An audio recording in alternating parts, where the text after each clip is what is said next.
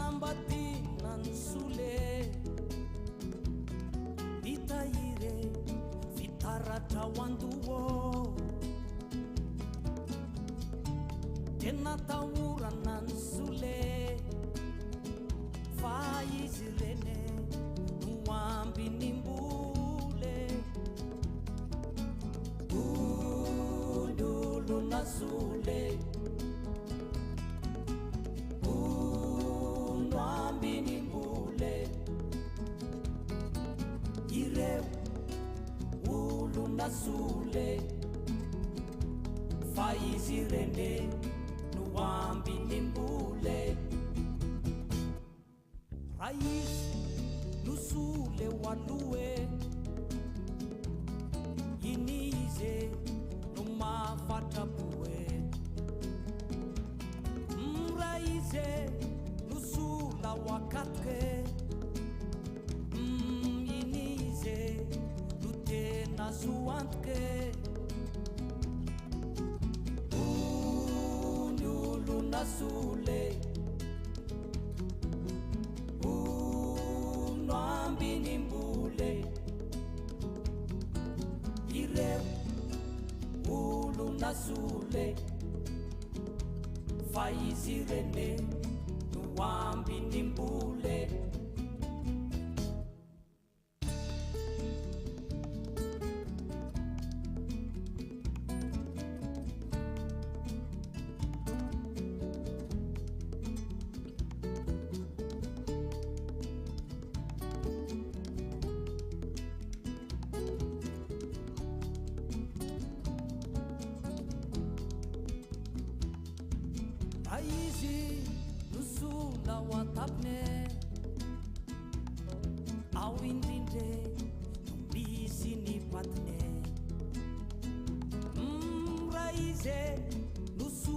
Taterake Tisukati nireu Ulu narerake Ulu nasule Nuambi nimbule Ireu Ulu nasule Faizirene Nuambi nimbule Undulu nasule Nuambi nimbule Ireu Ulu nasule Faizirene Nuambi nimbule Nasule Nuambi nimbule Ire Ulu nasule Faizirene Nuambi nimbule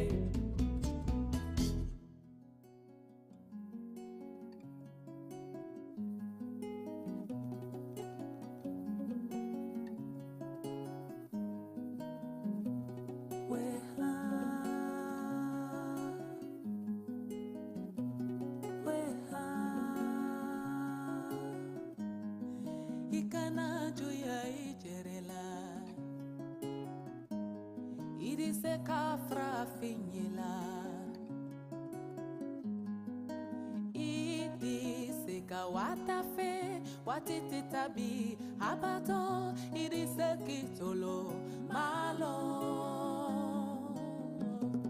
weha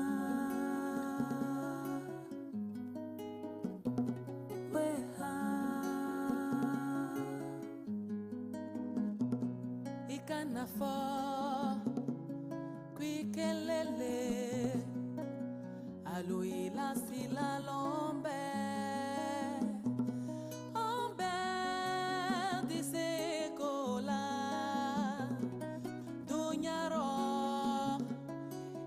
Nanyina Isa Isa Isa Isa Isa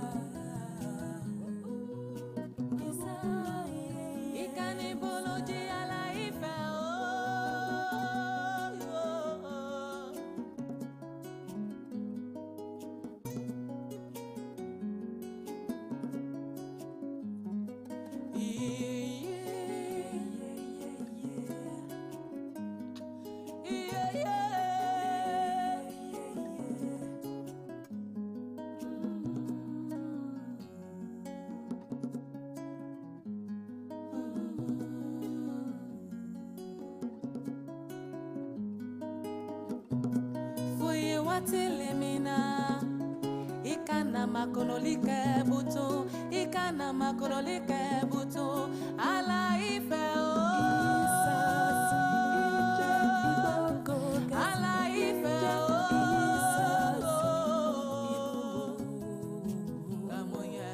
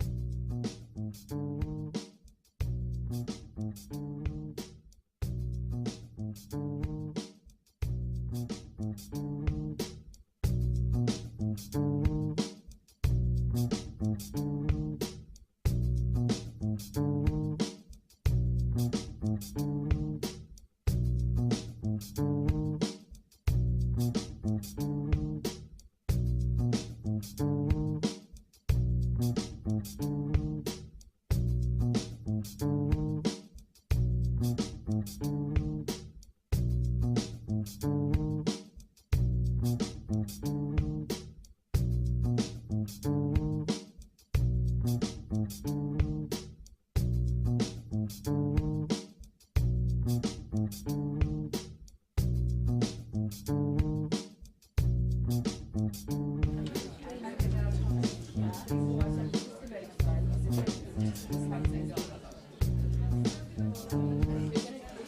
morning, ladies and gentlemen. We are about to start shortly. We're just waiting for our keynote speaker. She's on her way. She's running a little bit late, but we'll begin shortly. In the next 2 to 3 minutes, we'll be starting.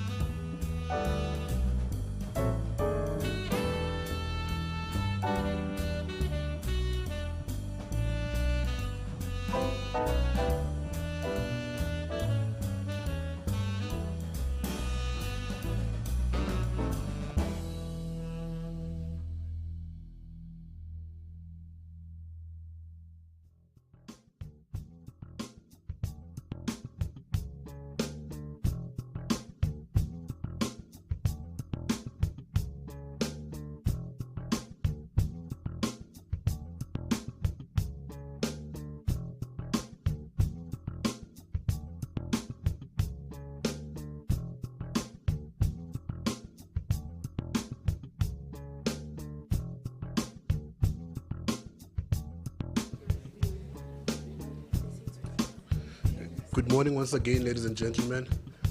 Thank you for joining us this morning and bearing with us for starting a little bit late. I don't have the difficult task of welcoming everyone this morning, fortunately.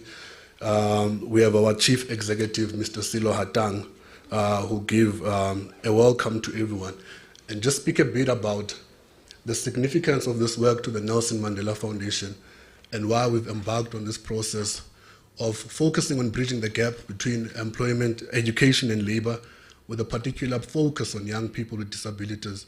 As we know, it's a demographic that is constantly being ignored in conversation in our country, and we thought it's a perfect moment for us as the foundation to spotlight them. But I'll hand over to our Chief Executive, Mr. Hatang.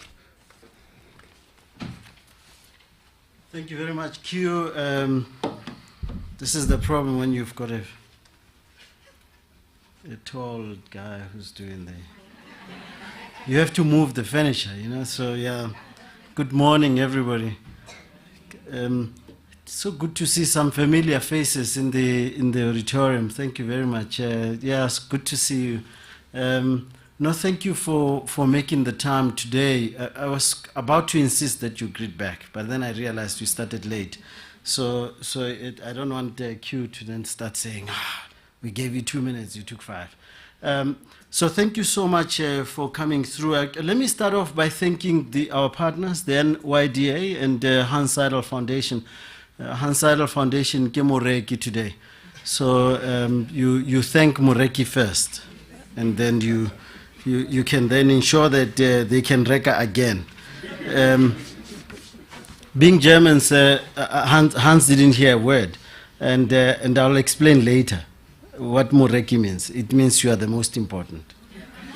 Thanks. Thank you very much, Hans.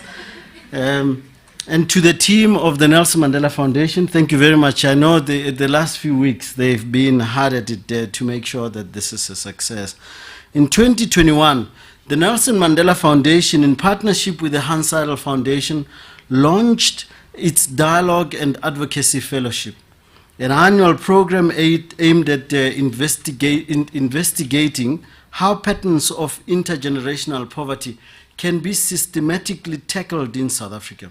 For this year, the fellowships is centered around the theme of bridging the gap between education and labor, with a particular focus on young persons with disabilities, a demographic that is often left out in discourse around the gainful employment in South Africa. The timing of this year's theme could not be more relevant as South Africa continues to feel the wrath of its unemployment crisis. The majority of working-age South Africans remain confined to the sidelines of economic participation, rendering the pursuit of economic autonomy and the actualization of human dignity into the mere pipe dream rather, for them. I think the emphasis of this D word, dignity, will feature over and over as we go through today. The crisis disproportionately impacts our young people, reflected by the fact that our levels of youth unemployment continues to rank as the highest in the world. At present, 63.9% of our young people aged between 15 and 24 are unemployed. I want that number to stay with you. 63.9% of our young people aged between 15 and 24 are unemployed. This is almost twice the national unemployment rate of 34.5% and more than 4 times the global average of 13.6%. Nearly 2/3 of South Africa's youth are denied their right to work, to pursue economic freedom. It is well understood that not all young graduates enjoy equitable access to formal sector work opportunities, with young people from historically disadvantaged communities experiencing a suppressed concept of choice and limited connections to the labor market. Within this subset are young people with disabilities who face even greater levels of marginalization, and who are often left out of the discourse completely. It's like you are forgotten. Not only did democracy leave you behind, but we continue to forget about you as we deal with these issues. The stigma and misconceptions associated with disability continue to result in persons living with disabilities being systematically denied their right to actively participate in all facets of society. As a result, they have limited access to education, and their opportunities to enter and thrive in the labor market are restricted. While it is estimated that South Africa has a disability prevalence of 7.5%, persons with disabilities only account for 1% of the national workforce. Though there is consensus that interventions aimed at addressing the unemployment crisis should be premised on ideals of transformation, persons with disabilities remain relegated to a footnote of the topical discourse. While South African legislation relating to disability inclusion is considered progressive, an emphasis on compliance and accommodation does little to tackle the attitudinal barriers that continue to prevent the meaningful inclusion of persons with disabilities into the labor force. I think this is very important. If we are to do anything about this, we need to begin to be asking ourselves, it can't just stay in policies. We must do better in terms of ensuring that we implement better than we do at the moment. The public sector itself is even failing to adhere to its own mandated quota of 2% in its hiring of persons with disabilities. It is becoming clear with each passing day that the time to contend with the extent to which we flout our principles of diversity has come. We need to be more intentional about cultivating a society whereby stigma and misconception do not place a limit on anyone seeking and attaining gainful employment, particularly for persons with disability.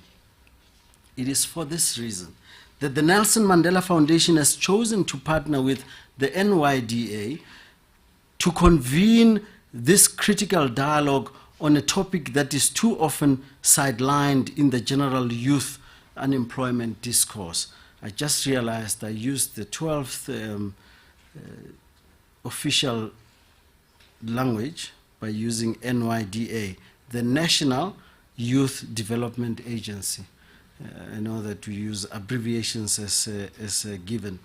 This dialogue is aimed at bringing together various stakeholders from different sectors to share their varied insights into the challenges that prevent persons with disabilities from gaining equitable and meaningful access to the world of work. It is our hope that we as a South African collective can together innovate solutions towards the dismantling of both attitudinal and physical barriers that continue to see persons with disabilities stigmatized and denied their right to meaningfully participate in the South African labor force. I forgot to mention that we have in our midst also the Commissioner, Commissioner Malachi. Thank you so much for joining us here, Commissioner from the South African Human Rights Commission. Thank you so much for being here. Maybe I should close with a quote from Madiba. It is not he says, I quote, he says, it is not a question of patronizing philanthropy towards disabled people. They do not need the patronage of from the non-disabled, rather. It is not for them to adapt to the dominant and the dominating world of the so-called non-disabled. It is for us to adapt our understanding of common humanity, to learn of the richness of how human life is diverse, to recognize the presence of disability in our midst and as an enrichment of our diversity. Close quotes. We are richer and stronger by being more inclusive. We should be a nation that goes out of its way to ensure that those who feel that democracy continues to leave them behind, that they feel included. The discarded, the forgotten, those that we think should always be at the center, yet we put them in the periphery. We can build a nation that's more stronger by being intentional in our actions of pulling together a nation that says the vulnerable are part of us, because we could be the vulnerable tomorrow. Thank you very much.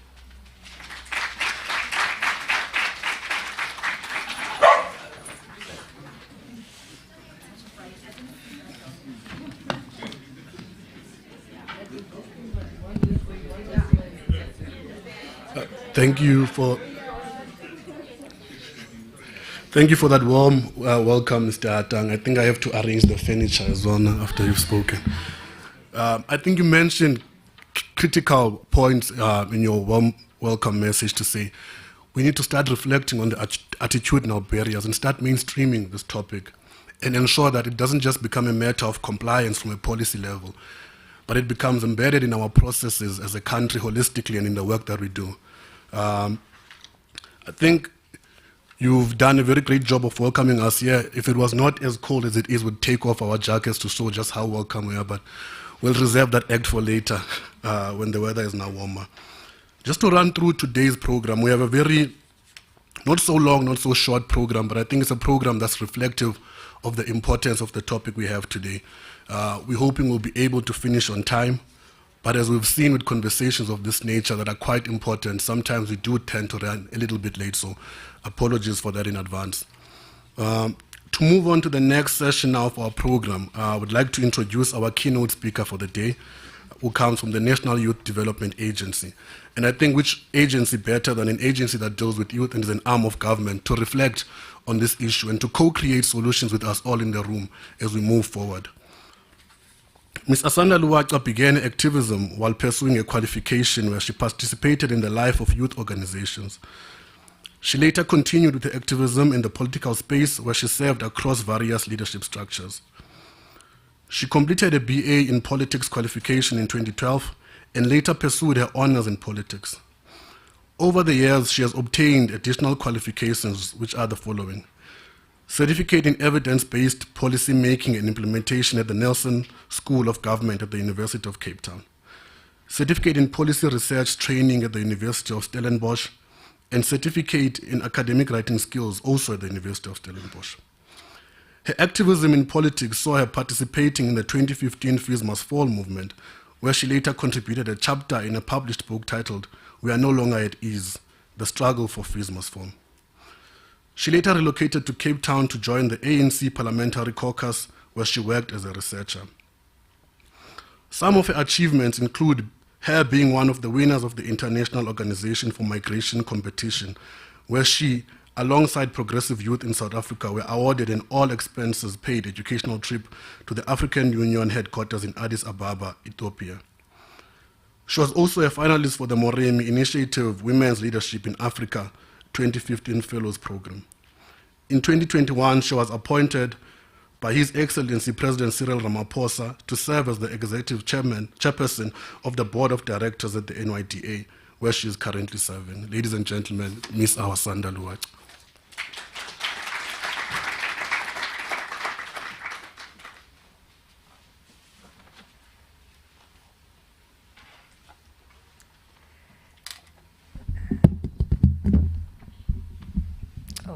Thank you very much. Thank you for the warm welcome and greetings to everyone present. Allow me to say all protocol observed. I think I'm quite excited to be part of this event this morning, precisely because it comes at such an opportune time when, at the level of the NYDA, we would have recently established and adopted a strategy that brings forth and ensures that persons living with disabilities become part and parcel of society.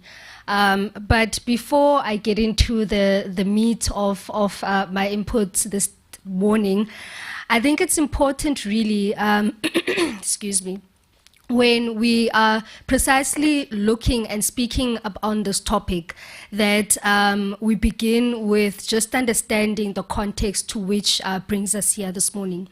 And firstly, I think it's just important to highlight that, you know, the reality that we are faced with is that persons living with disabilities constitute, you know, the world's largest minority, and they continue to experience barriers insofar as their meaningful participation in all aspects of life, including the economy. Now, these barriers take on various shapes and forms, including those relating to the physical environment, as well as, you know, to areas that relate to information and communication technology, or those resulting from legislation or policy, or rather from a societal attitude and discrimination. Now, the result is that persons living with disability do not have equal access to socioeconomic rights and services, including education, including employment, healthcare, and the likes. So the UN Convention on Rights of Persons with Disabilities uses an encompassing definition of persons with, living with disabilities. And it includes the following, and I quote, "Those who have long-term physical, mental, intellectual, or sensory impairments which in interaction with various barriers may hinder their full and effective participation in society on an equal basis with others." Now, youth, particularly living with disabilities, are an integral part of the South African society. Therefore, you know, youth programs ought to seek to speak to their needs to correctly fulfill the principle of economic justice when dealing with opportunities that are intended to benefit young people across South Africa. Now, at the level of the NYDA, it is critical for us as an agency and an arm of government to create an enabling environment that will pursue reasonable accommodation for youth living with disabilities. Now, What we must then begin to do is ensuring that at the level of the NYDA, we must initiate catalytic programs that are designed to benefit youth from disadvantaged backgrounds. Now, when we looked at how do we then ensure that that particular cohort of young people become part and parcel of society, we had then devised a strategy that will implement and ensure that the workings of the NYDA inculcate and infuse persons living with disabilities. And the main objectives of the strategy that was devised was to create an enabling environment that will promote the full participation of youth living with disabilities across the products and services that we make available. Also, to develop proper mechanism as well as capacities that will facilitate the integration of youth living with disabilities, as well as to identify and eliminate barriers to participation and development in economic opportunities. And lastly, to establish and maintain partnerships with relevant internal as well as external stakeholders. Now, excuse me, when we look at the strategy itself, in the main, the strategy looks towards developing programs that will be implemented in the current financial year, as well as to assisting in building awareness amongst young people, as particularly those living with disabilities, and link them to the various products and services that we make available. Now, when we looked at the distribution of persons with disabilities, and I had prepared a presentation, but nonetheless, what we then found was that when we looked at the different cohorts of the different age groups, you found that the largest age group of persons living with disabilities is the 75 plus people within the age of 75 years and above. And when we look at particularly the youth component, because that's the component that we focus as an agency, and that is the age group between 15 and 34, was that there's a small margin of the individuals living with disability. However, however small or large that they are, does not necessarily mean that they should then be relegated insofar as the participation, not just in the economy, but across all sectors of society. Now, in the main, I guess the strategy really seeks to address fundamental and key aspects, insofar as the integration of persons living with disability. And one of those objectives is really to ensure that, the integration of persons with disability becomes part and parcel of our programs. We've got various components such as, ensuring that our website is disability friendly, ensuring that we're able to effectively define and define the current employment equity so that we have full representation of persons living with disability, as well as achieving the targets that would have been set out by your various instruments, be it policy at a governmental level and so on. So I will just briefly jump to the last slide, which then just briefly reflects on the progress that we've done before concluding this morning.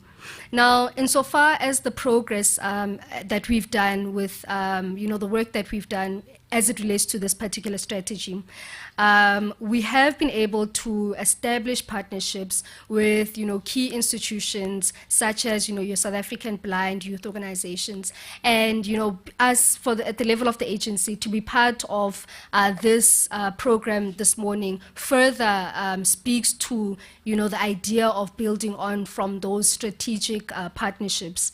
But we've also been able to, or rather the objectives of this, the establishment of partnerships with your South African Blind Youth Association organization, was to provide an overview of SAIBO's mission and goals, to also ensure that where our mandate stops, we are able then to leverage off other organizations so that we are able to make a far greater impact than what we would have seen without us having built those strategic partnerships.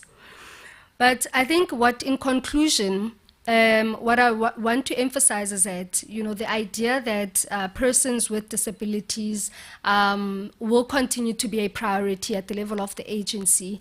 And because one of our core mandates is to ensure that our core activities is to form a lobby and advocacy group, we need to get to a point where the work or us recognizing persons living with disability does not just end at the level of the agency, but we're able to then lobby your various government departments, lobby private sector, lobby civic society, stakeholders and the likes, so that we don't just relegate us including persons living with disability as a box-ticking exercise for the sake of malicious compliance or for the benefit of us reaching certain targets, but it needs to be part and parcel of the work that is done at the level of government, at the level of private sector and the likes. But two, I think it becomes also important, and what we would have stated earlier on, was the need for us to forge strategic partnerships so that the work is able to continue forward. And emphasizing this, the President in his State of the Nation address earlier on this year would have spoken about the need of building social compacts. And the idea here is that we need to get to a point where we bring everyone on board, government, private partners, civic society and the likes, so that we take that collective responsibility and not relegate it to a certain government department or a certain organization or certain individuals, but we collectively take it upon ourselves to ensure that those persons living with disabilities do not become left on the periphery as it relates to society and economic participation. But equally, I think what's important is that we need to continue with these conversations, and we need to also get to a point where we educate one another and we educate society about, what are the lived realities or the lived experiences that persons living with disabilities encounter on a daily. But this, and I think the earlier speaker would have spoken about the need for us to break down, attitudinal barriers, so that, and I guess linked to that is the need for us educating.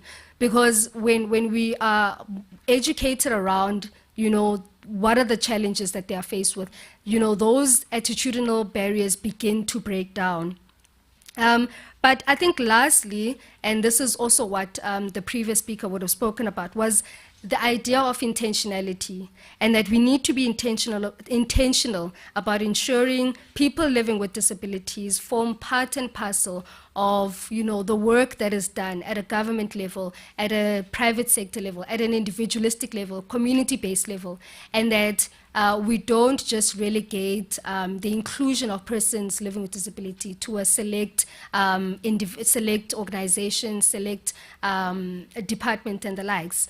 But with those words, I think mine is really just to thank the organization or the foundation for initiating such discussions, and for recognizing the NYDA as a key and a strategic partner to continue on the work in ensuring that persons living with disabilities find expression in the various instruments, the programs, not just at government, but at a private sector level and the likes. So with those words, I want to extend my deep appreciation to the organizers, the foundation, and to yourselves for affording me this platform. Thank you.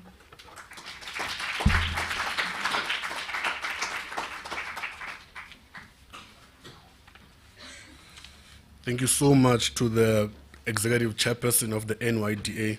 I think she's touched on some key lines of inquiry around how people with disabilities are one of the world's biggest minorities, and it is our duty as the public to educate one another and to ensure that we mainstream issues related to people with disabilities and actually also do the practical work. It's not enough to just talk about these issues and engage in conversation. We need to do the practical work to ensure that we foster inclusion. And speaking of the practical work, so one of the things the foundation has done, I think the foundation is one of the few, if not only, memory institutions that uses Braille in our exhibitions. So we're welcome to go take a stroll through our exhibition after this dialogue and see what we have. We have some of the most interesting artifacts on Madiba's life, and also some of the most interesting artifacts on the history of our country in general. We are now going to move to the core of today's business, to reflect and to talk about some of the work that has taken place in the sector and in various other sectors, and what other people are doing to foreground issues of people with disabilities. I think the NYDA has spoken of the work on a policy level and what it is that they're trying to do. And we have an interesting panel of diverse people who've been engaged in this kind of work for many years. We are very fortunate to have them join us today and come present. To handle the next part of our program, which is the facilitated panel discussion with our panel, is Ms. Diana Msipa. I'm going to try to briefly introduce her. She has quite a long CV, but I'll try to stick to the most important parts, which is all of it, so you'll bear with me. Ms. Msipa is the manager for the Disability Rights Unit at the Center for Human Rights, Faculty of Law at the University of Pretoria. Her expertise is in the field of international human rights law, with a particular focus on disability rights law and policy. A former criminal prosecutor, Diana has a keen interest in the intersection between international human rights law and criminal justice. She's an author with various academic publications in the areas of access to justice, legal capacity, reasonable accommodation, employment, and disability justice. Diana is also an assistant editor of the African Disability Rights Yearbook, an academic journal that focuses on African scholarship on disability rights. She holds a Master's of Law LLM degree from McGill University in Canada, a postgraduate diploma in legal practice from Northumbria University in the United Kingdom, and a Bachelor of Laws degree from Newcastle University in the United Kingdom. She's currently completing a Doctor of Laws degree at the Center for Human Rights, Faculty of Law, University of Pretoria. I think you'll all agree with me that we're in very good hands today. I'd like to call upon the stage Ms. Msipa to begin our next session.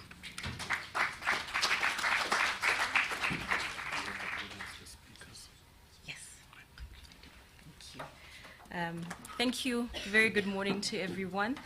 So my role this morning is very simple. It is just to introduce to you our various panelists that will be speaking to us this morning. So I know we're running behind time, so I won't waste much time. I'll jump straight into our core business today. So it is my pleasure to invite our very first speaker this morning, Dr. Armand Bam. I asked him this morning how to pronounce his name, and I hope I've done justice to it. So Dr. Bam will be presenting on gaps in practice and why businesses and organizations need to make improved efforts at inclusion through providing practical insights before performance. So Armand Bam received a PhD in business administration from the University of Cape Town and is currently the head of social impact and the Small Business Academy at Stellenbosch Business School and senior lecturer in business and society. Armand is responsible for leading the business and school's social impact philosophy and strategy and oversees the execution of SI processes, programs, and projects.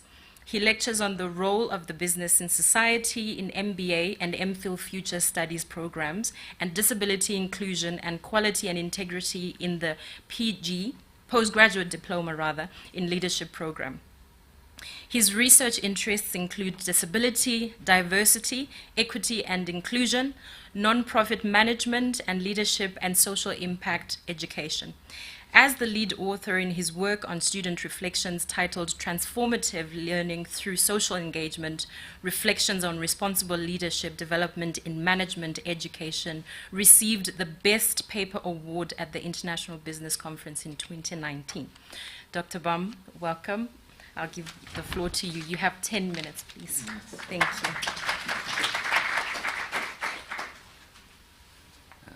Thank you, Diana. Thank you, colleagues. It's my pleasure to be here. First and foremost, I think I'm an activist. I happen to be an academic. It's always wonderful to hear what it is one has achieved on the journey, but I'm here to speak about something really important. And so my opening statement is this. People with disabilities, and particularly the youth, have the skills. They have the qualifications. They also have the support of national, regional and international legislation providing frameworks and guidelines for promoting their employment. Yet results have failed to live up to the expectations and needs of the disabled community. If we look globally, we understand that people with disability, and it's been mentioned, form the largest minority group. But I want to take that one step further and suggest to you that it's the only minority group that anyone in this room may enter into unwillingly. 80% of people with disabilities live in developing countries. 20% of the world's poorest people have some disability. There we go. The slides are visible. We can move on to the second slide. Do I have the clicker? Yes, I do. Wonderful. Aha. Women with disabilities experiencing exclusion on account of their gender and their disability. I think that's an important notion for the Youth Development Agency to pick up in terms of that intersectionality. Significantly, when we consider the protections afforded to people with disabilities, comparative studies on disability legislation shows that only 45 countries have anti-discrimination and anti-disability specific laws, and that's a total of over 150 countries in the world. When we look more closely at employment, 386 million people of the working age population have a disability. 80% of people with disabilities still remain unemployed globally. And as mentioned earlier, when we look at the South African context, less than 2% of our labor force are represented by people with disabilities at the most important intersections of management. So I'm here today to speak to employers, to the workforce, And what is it that we should consider as employers? And I want to leave these 4 things, first of all. At the heart of any human-centered organization, and that's typically what businesses claim these days, to be human-centered organizations, is and should be an all-embracing community. One where humanity and compassion, first and foremost, fosters inclusion and diversity. Secondly, businesses should consider that who we are as people, our identities, gain meaning within communities. And for most people, this is achieved through work. Thirdly, the inclusion of minority groups in workplaces can benefit organizations. It's well documented, economically, legally, and socially, when we look at addressing gender, ethnicity, and also functional ability. And in South Africa, particularly, those intersectionalities come into play when we look at how people with disabilities are employed. And fourth, we've all will probably say this, that legislation has a vital role in eliminating unfair employment practices. But an over-reliance on it can negate the benefits of more holistic practices. And it's the push to more holistic practices that I want to encourage businesses to take. The declining numbers of people with disabilities in meaningful employment has been an indication that this approach, relying on legislation, has failed. And so when we look closer at the South African landscape, I suggest 3 Ps for business. Firstly, they need to perceive what is happening within their organizations. Getting people with disabilities into employment has become one of the hottest social impact topics on the agendas of government and corporations alike in the wake of the COVID-19 pandemic. Despite these laws and legislations and guidelines, the results of corporate initiatives for inclusivity have failed to reach the expectations and needs of the disabled community, as unemployment continues to rise with this minoritized group. Companies must rethink their definition of inclusion in terms of working experiences and the integration rather than the numbers and the ticks in compliance with the law. It is essential to go into the fine grain of the matter. Those who lead organizations have to go into their workplaces. They have to consult with the people most affected in order to understand the challenges people with disabilities face. In a recent study we completed looking at the work experiences of people with disabilities, we found a number of areas of concern. The induction process is of key importance to people with disabilities. And this initial induction experiences invariably leave a lasting positive or negative impression on people with disabilities. And so people with disabilities, their levels of satisfaction and comfort rose when there are information sessions and induction workshops, which are less formal. So the typical formal sensitization programs don't result in what they should.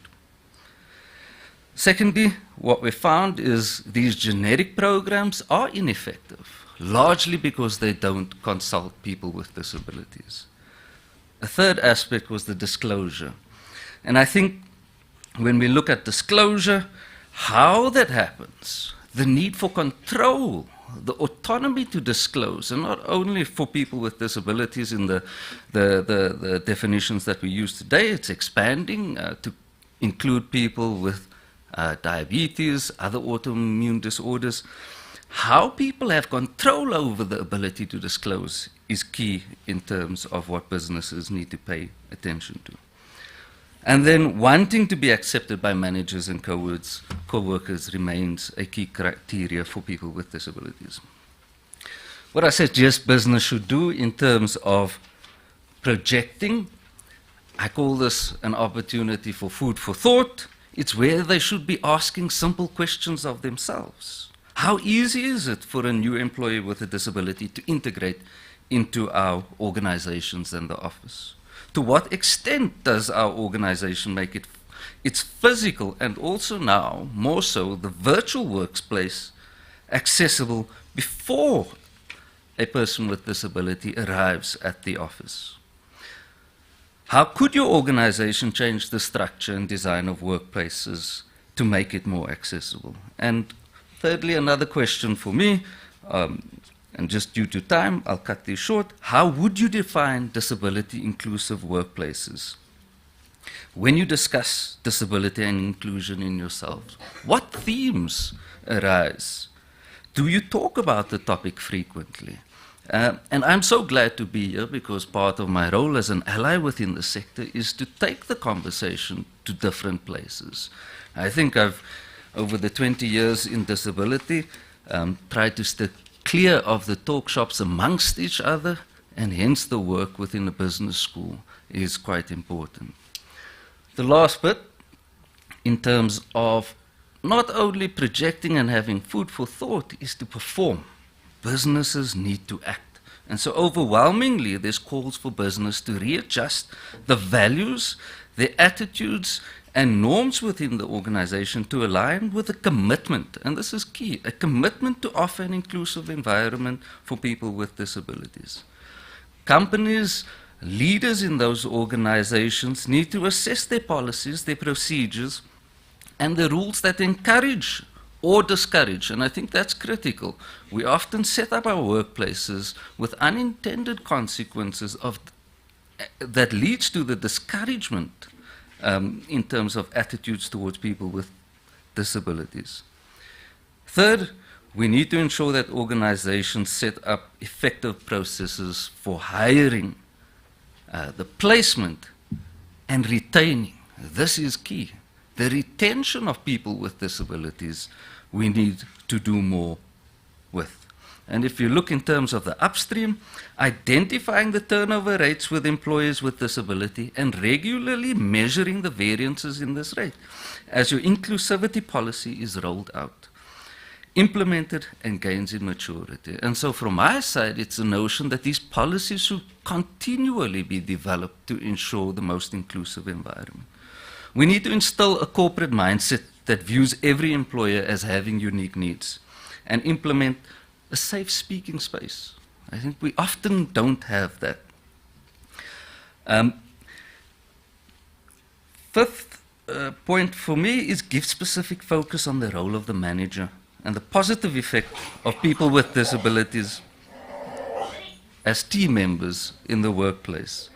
And as I wrap up, I think it is important that we encourage managers to engage early on with people with disabilities and understand their needs before arrival. There's not enough work that's done before people arrive within the workplace. And thank you.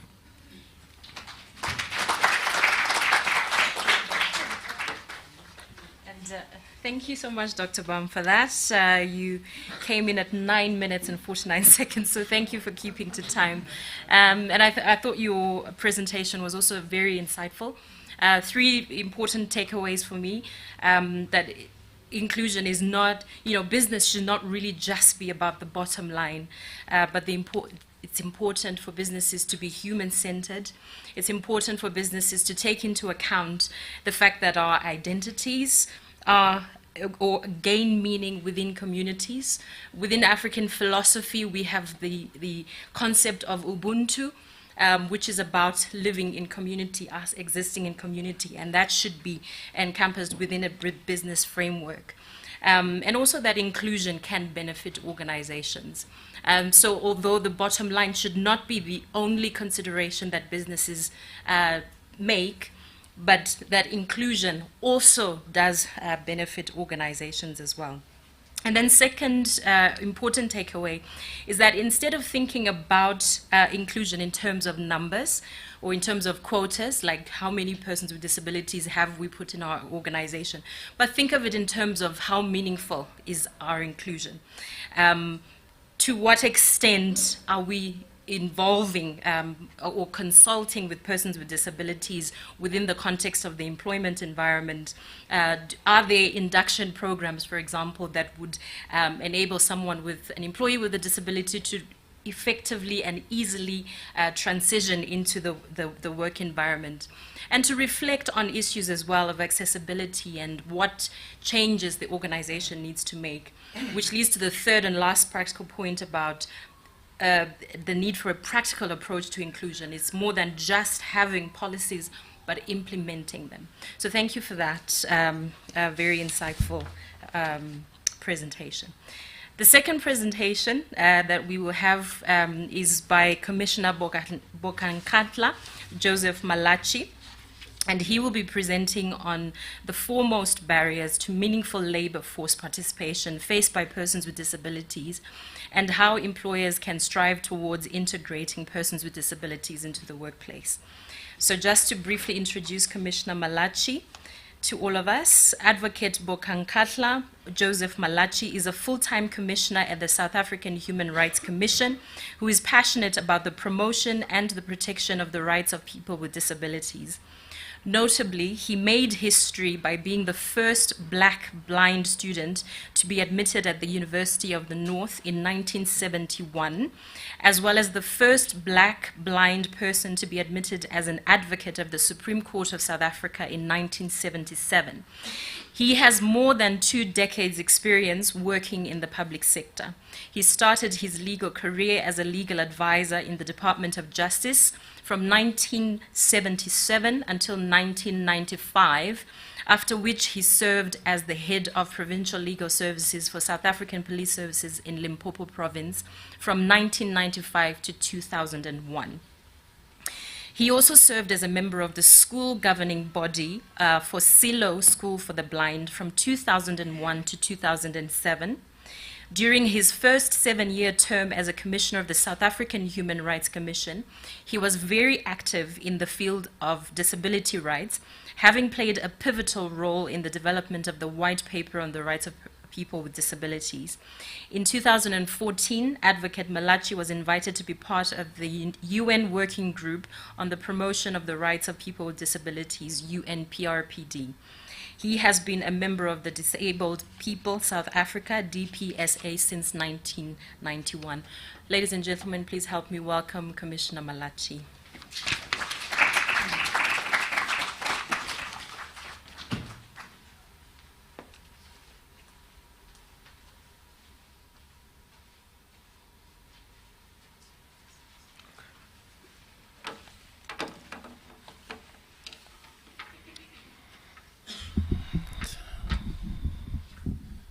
Thank you, Program Director. I just hope that I'll be able to perhaps break the record that Dr. Bam has made in talking within 9 minutes. So, greetings to members of the audience and to my fellow panelists.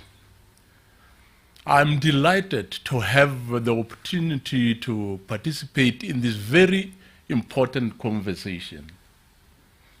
And why I'm delighted is because I've, at one or the other stage of my life, have been a young disabled person and who was looking for employment.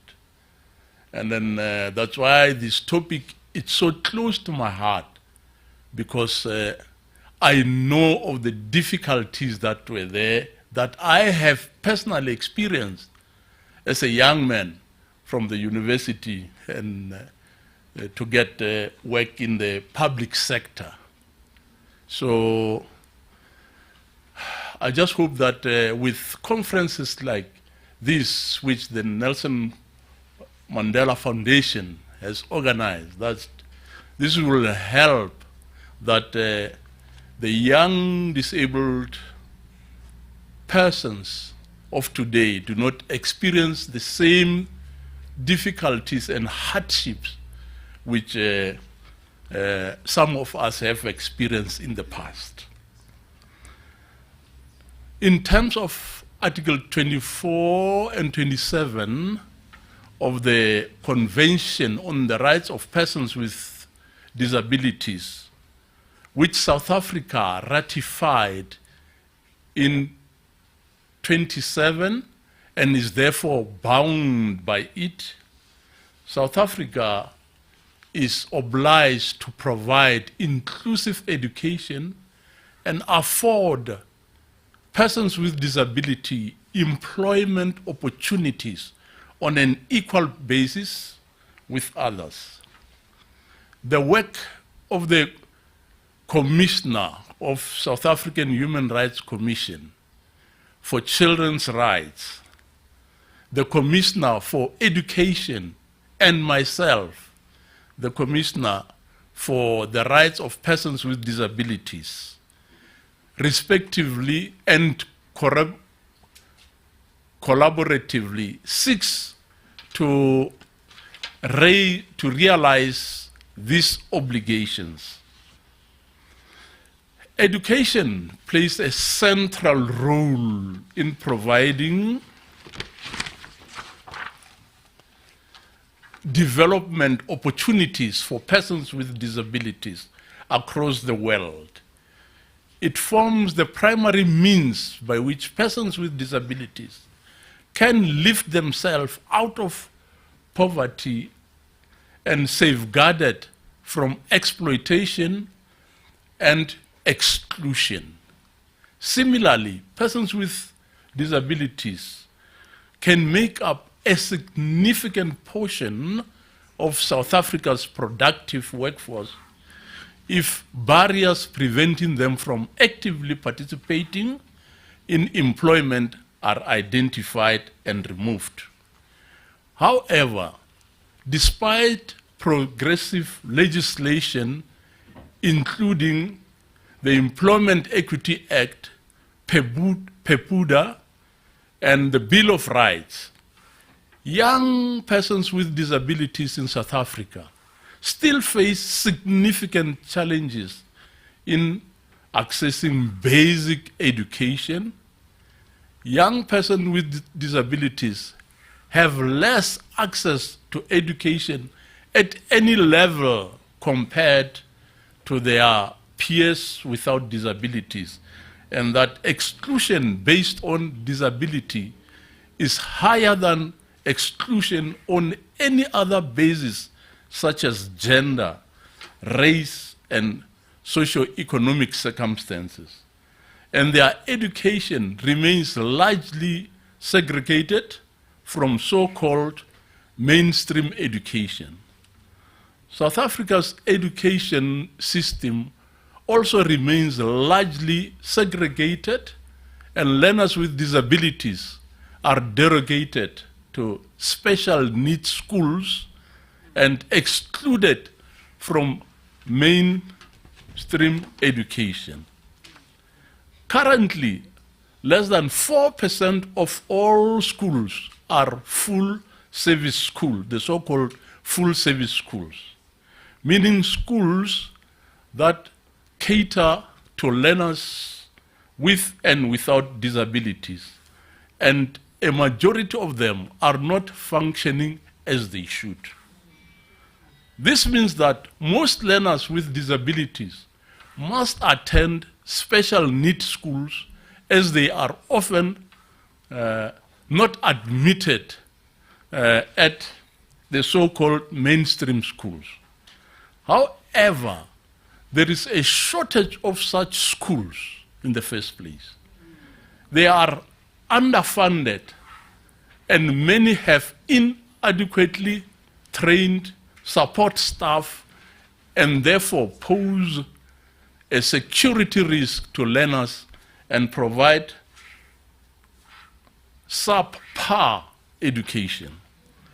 As a result, many youth with disabilities are excluded from the education system, and the privileged few who receive basic education are not adequately prepared or empowered to enter the labor force. Another issue with segregated education system is that it creates and reinforces the idea that persons with disabilities are to be excluded from society and treated differently.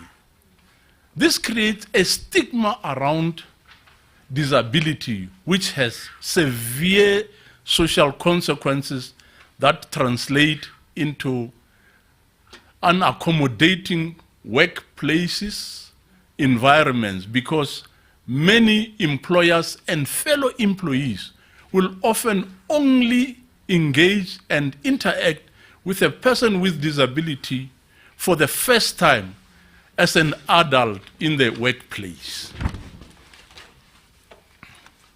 This results in postponing the potential for disability to be a mainstream and integrated component of the diversity in our respective communities. We witness the casual exclusion of persons with disability in society in regular daily activities, such as lack of accommodating transport, special need housing, or public building facilities. When disability is but an add-on afterthought, this has negative practical implications, such as workplace environments not having accommodating facilities, the requisite software, that is technology, or appropriately skilled staff members to accommodate persons with disabilities. This adds an additional layer of difficulty for employees with disabilities and further alienates them. Therefore, it is not the competence of persons with disability that makes them inefficient in most workplaces. Neither is it their disabilities. Rather, it is our society's structural and institutional exclusion of persons with disability that inhibit them, even the most appropriately qualified and trained persons with disability, from efficient in most workplaces. In addressing some of these challenges, the South African Human Rights Commission has established a dedicated children's rights unit within the Commission to ensure that children's rights are always prioritized. Within this unit, a memorandum of understanding with UNICEF to enable a coordinated strategic movement to promote children's rights was signed, and a multi-sectoral think tank committee was established. Other achievements of the unit include successfully hosting a multi-stakeholder conference aimed at ensuring an inclusive environment for children with disabilities, including access to education through legislative review. The Commission, after rigorous and extensive stakeholder consultation and internal research, has also made submissions to Parliament regarding amendments to the South African Schools Act and the Employment of Educators Act. The proposed amendments are intended to align the respective pieces of legislation with improved access to education in order to give effect to the realization of the right to basic education for all, including children with disabilities. In an attempt to mainstream disability in the workplace, my office has developed and launched a disability and employment toolkit and monitoring framework for employers in the private sector to try to assist employers in the private sector be more accommodating and inclusive in their work environments and practices. Recently, I've had, or for the past 4 years, I've had the honor of being a panel judge in the Business Engage Mainstreaming Gender and Disability competition, where top corporate companies showcase the ways in which they have made their respective workplaces more inclusive and accommodating for marginalized persons, including persons with disabilities. The top 4 companies were, and I'm not very sure whether I must mention these names. Must I mention them? Okay, no, thank you. There's KPMG, Vodacom, Cummins, and British American Tobacco. Unfortunately, the practices in these companies are the exceptions and not the norm. And I encourage all employers with ambitions to create inclusive workplaces to learn from these companies. However, as the Commission, we are painfully aware that even if workplaces allowed young persons with disabilities to thrive, many will not get this opportunity because of the segregated education system provides the first barrier of entry into the labor force. This is why the Commissioner for Children's Rights, Education, and Persons with Disabilities are collectively championing the movement for the implementation of a regulatory framework for inclusive education in South Africa. This tripartite collaboration has established what we call a Section 11 committee to establish a national advocacy program that prioritizes the positioning of inclusive education within the Department of Education. The committee comprises the commissioners for all 3 units which I've mentioned, as well as civil society experts and advocates in the sphere of inclusive education. The committee advocates for, 1, the enactment of appropriate legislative measures for the establishment of inclusive education in line with the Convention on the Rights of People with Other, the Convention of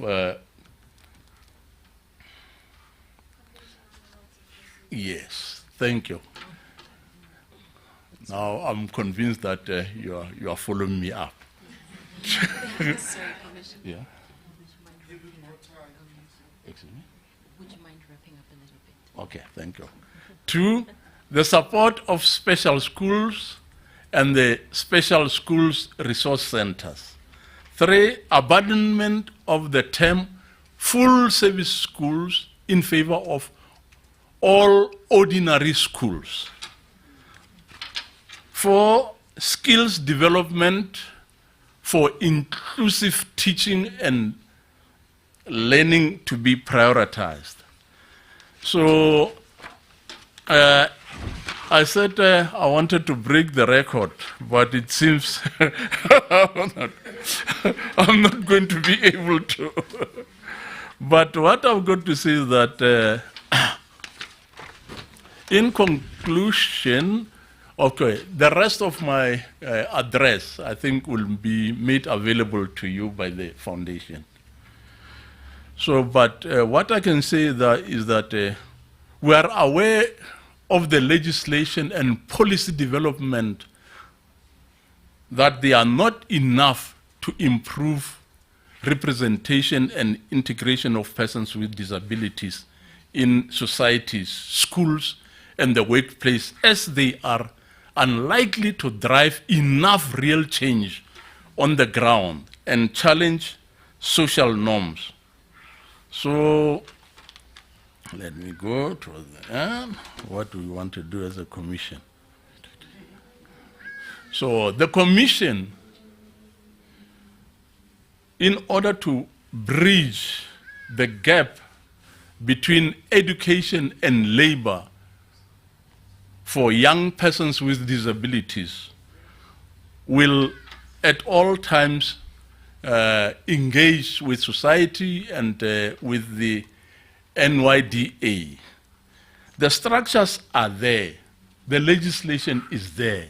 What is missing is proactive, coordinated movement to effect the requisite changes. This is the role that the Commission, in its capacity as an independent monitoring mechanism, seeks to play. I thank you.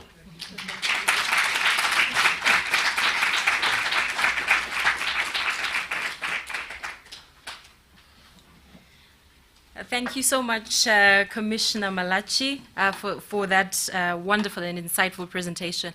I felt like such an evil person having to ask him to conclude. But I do know that he's brought up some very pertinent, very important issues that I'm sure we want to explore a little bit further. And though I've cut him short a little bit, please know we do have a session where we will have a dialogue. So if you want to engage further with Commissioner Malachi and any of the other presenters, please, we can use that time to do that. Once again, thank you, Commissioner Malachi. If I can just let everyone know that we have a slight change to the program in terms of the order of the speakers. We will first have Ms. Lydia Pretorius come up and present as we get our other two panelists are online, and there's just a few technical glitches that are being sorted out. So I'll introduce Ms. Pretorius to speak first, and Ms. Pretorius, will speak on the need and mechanisms for building allyship that recognizes persons with disabilities as assets in society and the workplace. So Ms. Lydia Pretorius is an independent disability inclusion consultant and activist. She is a serial social justice and disability rights activist who has worked in rural development, disability inclusion, and public policy making for 30 years.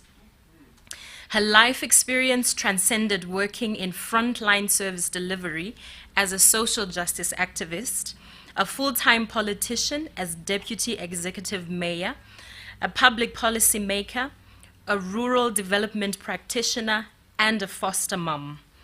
Highlights of her extensive career include supporting the establishment of the disability program in the presidency in 2015, as well as participatory drafting of the Disability Rights Charter in 1992, the White Paper on Integrated National Disability Strategy in 1996 through to 1997, the Promotion of the Equality and Prevention of Unfair Discrimination Act in 1998 through to 1999, and the White Paper on the Rights of Persons with Disabilities in 2015 to 2016. In 2015, rather, not 2015. That's really odd. In 2015 through to 2016, she has been working as an independent consultant since February 2020. Focusing on facilitating implementation of the policy frameworks advocating for the rights and equitable inclusion of persons with disabilities at community and institutional level towards changing the lives of children and adults with disabilities and their families in more meaningful and sustainable ways. She's a qualified coach focusing on disability empowerment in life coaching. Please help me welcome Ms. Lydia Pretorius.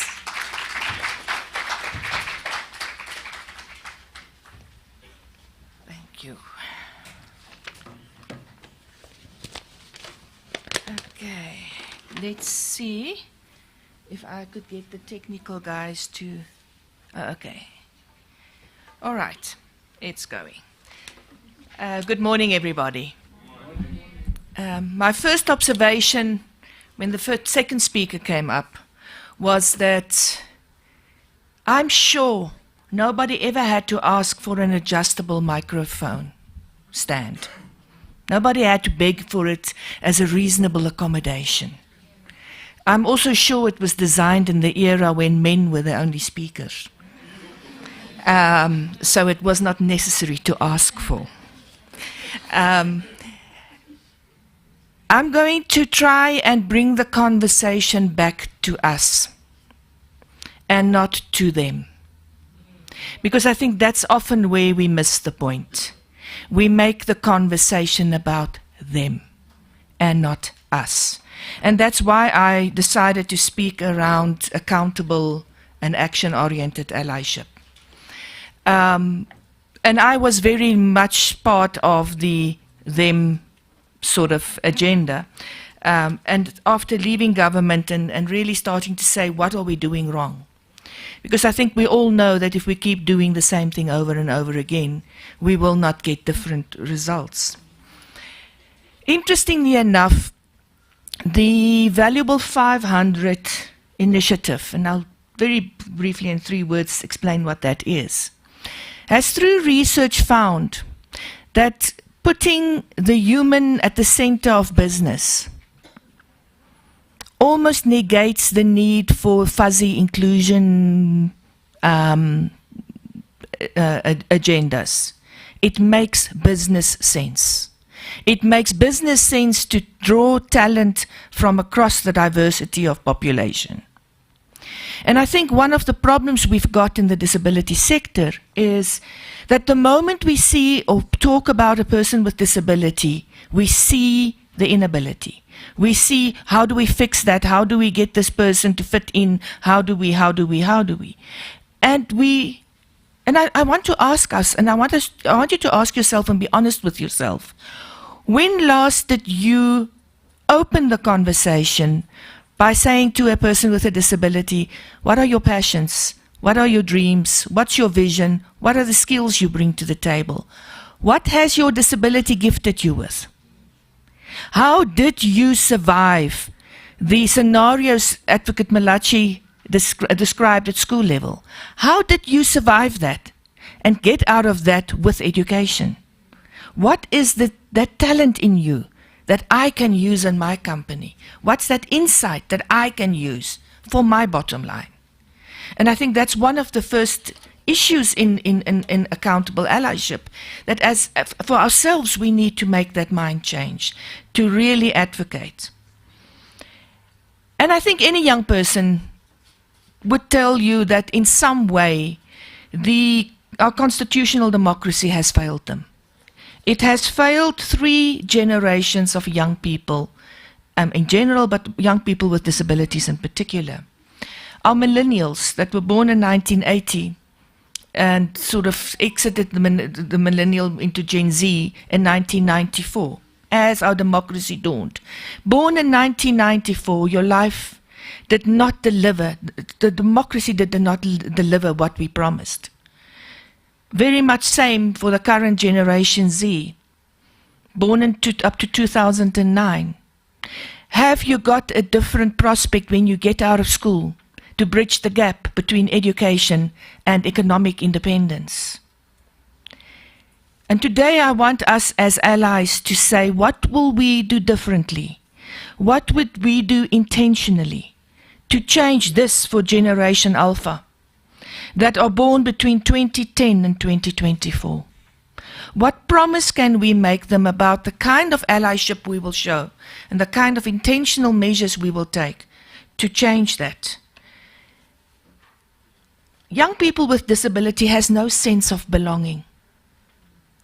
Therefore, they have no sense of dignity, and often they have a lack of self-worth. And regrettably, too many of them have internalized the ableism and the crap that society throws at them. As society, we owe them to fix that. To admit that some of the internalized ableism they struggle with was caused by us. and we therefore need to fix it. And therefore, I really want to applaud the institutions like the National Youth Development Agency that has been really grappling for too long with this issue around young people with disabilities. But they're making progress. They're continuously struggling. As allies, I want us to ask, every time we do anything, we put out a media statement, we write a policy, we write a program, we fund a program, we create a workplace policy, we fund an educational program. Are we leaving people with disabilities behind? Because it does not help to every once in 10 remember them and make mention of them or put a provision in, because you have excluded 9 times. If we can do that, we would stop needing targeted, separate programs for people with disabilities, because they will be everywhere. If we are true allies, we would understand that. And I want to ask ourselves today, are we brave enough to suck at something new? Because often it is the fear that we will fail that holds us back. Are we brave enough to suck at something new, at doing things differently, at doing new things altogether? And my call to action, therefore, is that we rethink our allied behavior into how do we take intentional, overt, consistent responsibility to dismantle the systems of oppression from which we derive power, privilege, and acceptance. And that's a task each and one of us must do, even young people with disabilities, because we are not all the same. And I think too often we speak of young people with disabilities as if they are a homogeneous group. The statistics that were quoted, Chairperson, does not take into cognizance the millions of children, young people with dyslexia, with other invisible disabilities struggling with mental health issues, because the census form simply does not ask those questions, and therefore they fall through the cracks. Capable young people that have enormous levels of resilience, have developed insights. Yes, there's something they struggle with, but that struggle has unleashed so much other strengths and abilities within them. And I really want us to look at how our allyship can become a manifestation of solidarity. Regrettably, when it comes to economic liberation, intention and practice diverge in opposite directions, too often. Sorry. And the biggest disservice we can do to young people with disability is to practice performative allyship. And we have seen too much of that over the past 25 years. The slogans, the tweets, the hashtags, with no action that lies behind them. And I think that does more damage than actually having stayed silent. Because it creates hope, it creates a sense of a falsehood that we do not live up to. So if we want to do a disservice to the agenda, we must continue with performative allyship. And I really, really want us to introspect and see what of our intentions and actions fit into that category, and how do we do it differently so that it becomes accountable, actionable allyship. Because real allyship lies in the courage to take a clear position and to embark on a sincere reconstruction of values, tested against unconscious biases, which will transcend heroic utterances in true defense of those who have been marginalized intellectually, financially, and emotionally. And persons with disabilities fall in all three of those categories. Fortunately, it's not a moment. It's not an event like today, but it's a journey. And I think part for me is, how do we present that journey? How do we journey that journey with excitement, with innovation, with creation? How do we tap into our happy mojo, happy hormones, and not unleash our stress hormones, as advocates and how we show allyship. And again, I want to say, are you brave enough to probably suck at doing something new? My experience has been, yes, people get very angry when you make mistakes. But if they know it was done with sincere intention, that you afforded respect and dignity, it becomes a learning journey together. And that's really my call today. And I'm going to just raise a few questions within that. And I know I'm running for 11 seconds over time, so I'm concluding. But I really want to ask, are you a consumer or a producer of innovation and talent? Do you sit back as an employer and wait for talent to arrive on your doorstep developed by somebody else? Or do you climb in there and go back and say, which educational programs are we funding? Which educational what's my involvement in school education? What's my involvement in creating schools where all children belong and where all children participate equally? Because then we do not have to worry about workplace integration, about workplace sensitization, because we grew up together. And it's really around, how do I as a parent reassess how I decide whether a school is a school of excellence? Does the inclusive values of that school matter in me deciding if it's a school of excellence or a school of not? And I think just in my concluding comments, one of the diversions we've seen, and I really, really want to speak to employers here, and this is a real debate we need to have as an ongoing debate, is the difference between policy intention and unintentional consequences. Learnerships in particular. It had excellent intention. It has become a money spinner for companies, with absolute disregard for the rights and aspirations and hopes of young people with disabilities. There are companies that make as much as 50,000 rand out of every learner on a learnership. That learner takes home 2,100 rand a month, with no outcome, some of them being warehoused off-site, so that they are beneficial to the pocket, but not to the economy. We need to have these difficult conversations. And my call to people here is, start those conversations, lead those conversations, but with fact, and by showing absolute accountable allyship. Be confident enough to do that. Create those spaces for young people with disabilities to step in and self-advocate. Don't speak on their behalf, but speak with them. Give them the agency that they need to make that difference. I'm going to conclude with, I think, person that had most probably teachings had the most impact on my life as a young white Afrikaner girl entering the democracy of South Africa. And that was Paulo Freire.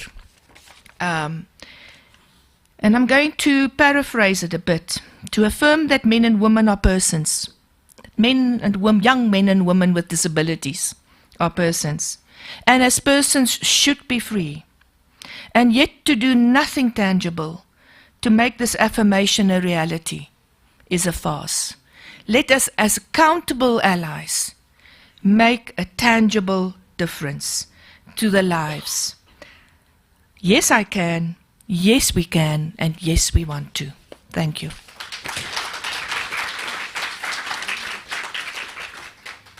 I know I stole 3 minutes. Sorry. It's fine. You know what? We don't have to stick religiously to time. I think we can use the timelines as a guide. But I think it's important.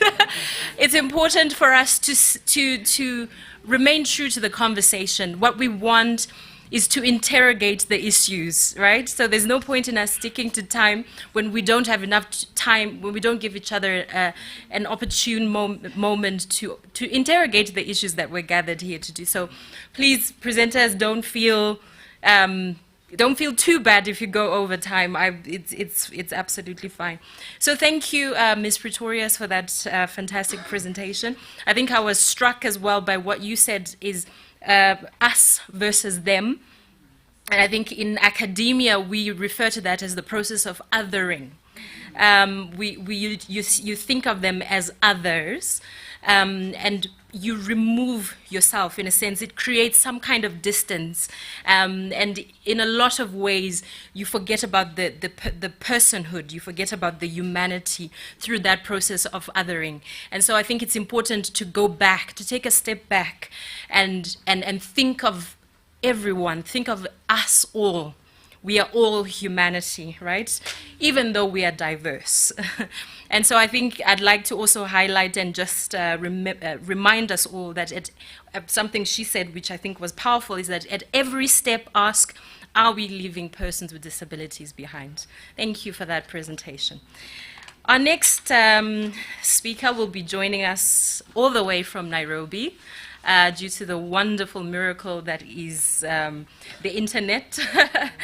The next speaker is Collins Ombadjo. I hope I've pronounced that correctly.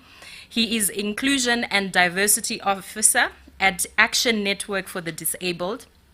And his presentation is on the insights gained from the innovation to inclusion project implemented in Kenya towards catalyzing disability inclusion in the workplace and providing pertinent lessons that South Africa can draw from the Kenyan experience. So just a little bit more about Collins. So Collins is the Diversity and Inclusion Officer at the Andy Network for the Disabled, an NPO working to achieve equality, inclusion, and empowerment of children and youth with disabilities in Kenya through mainstreaming this group into all aspects of daily life.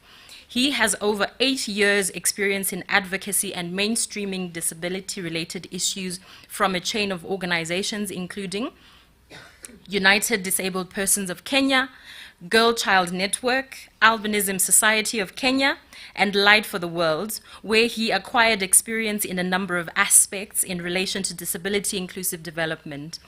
He is passionate about advancing causes of gender and disability within the context of inclusive development. Ladies and gentlemen, Mr. Collins Ombadjo, I hope we can be able to put him up on the screen. Thank you.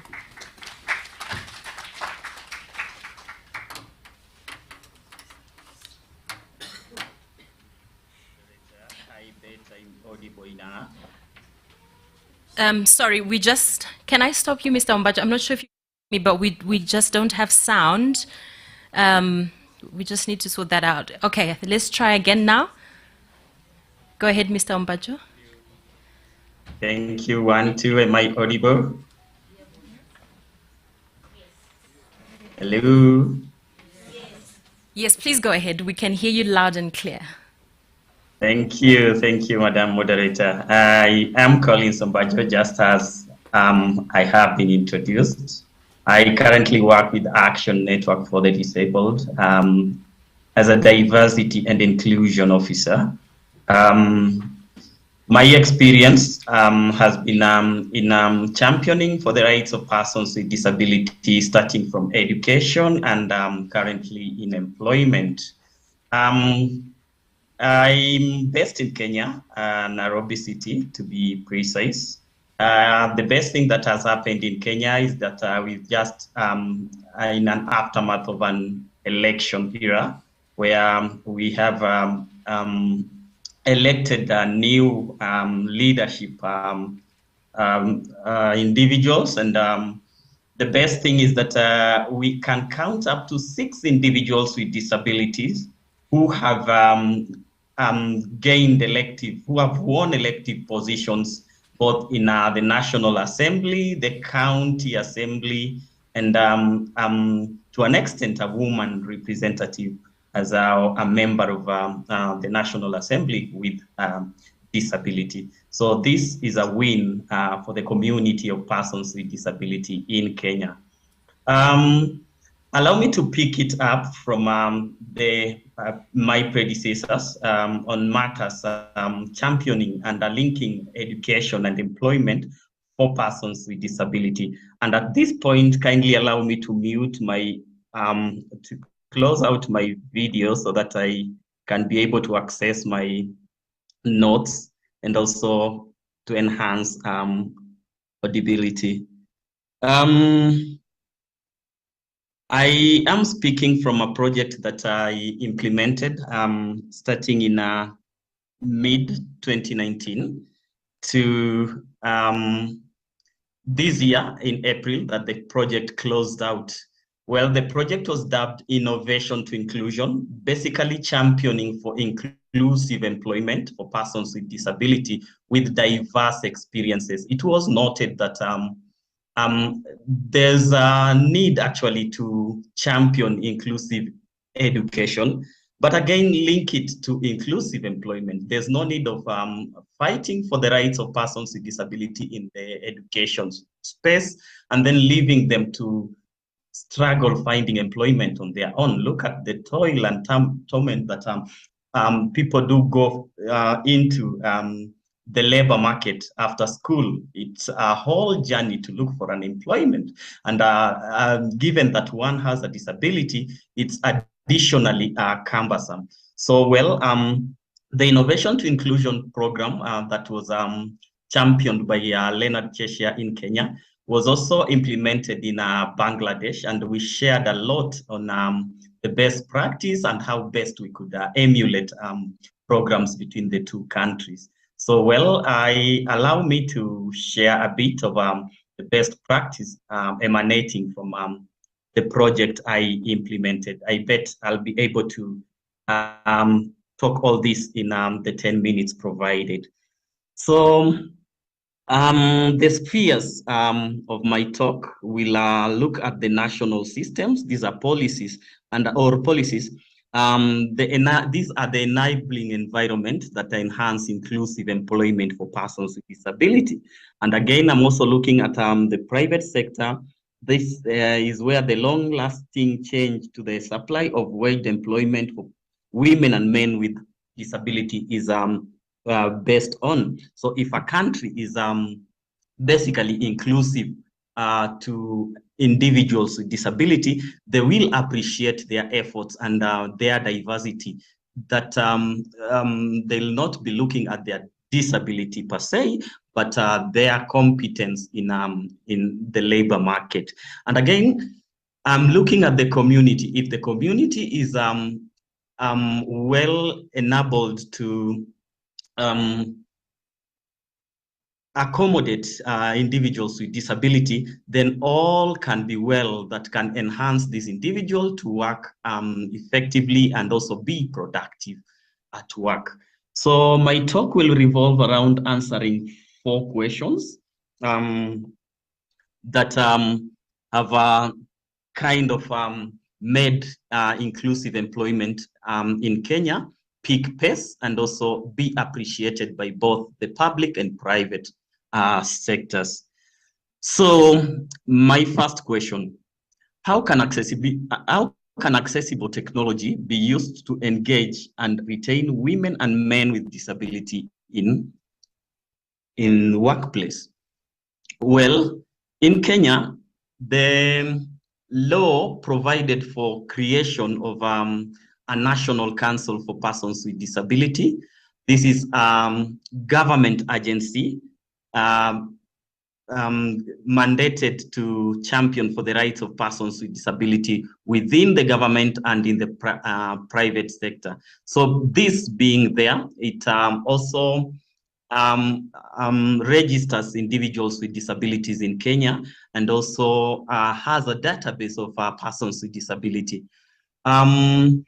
This was incepted in Kenya by a policy, the Disability Act of 2003 that emanated from the laws of Kenya, the Constitution of Kenya. So, well, the project worked closely with the National Council for Persons with Disability in Kenya to come up with an inclusive employment portal, basically targeting individuals with disability who are in employment or job seekers with disability to be able to link them with available job opportunities and also their potential employers.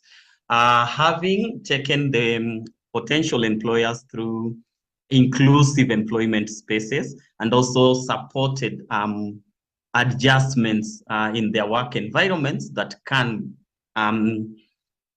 influence accommodation of persons with disability in their workspace. So the Innovation to Inclusion project, which I supported for 3 years, in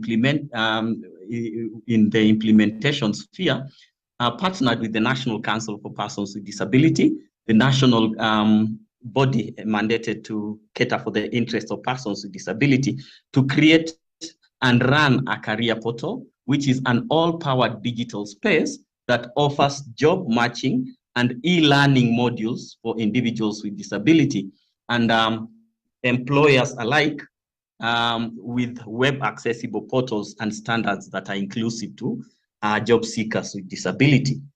The objectives of coming up with this job portal was, one, to increase access, retention, and progression of persons with disabilities in employment. And secondly, the portal was to give persons with disabilities the confidence to engage with signed up employers with the knowledge that the employers are disability sensitive. And then thirdly, the portal was to increase independence of persons with disabilities by providing them with a wider understanding of their career paths and inform future career decisions.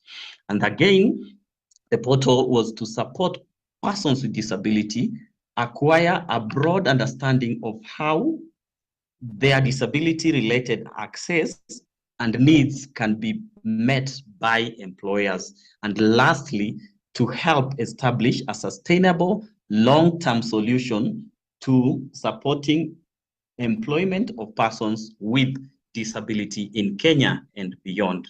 So, well, since the project phased out, the portal remained with the government agency. And this is the best way to sustain initiatives that are inclusive, that engage individuals with disability, just passing them to the government bodies that can easily run and effectively, continually engage persons with disability. So to date, the portal is still run by the National Council for Persons with Disability.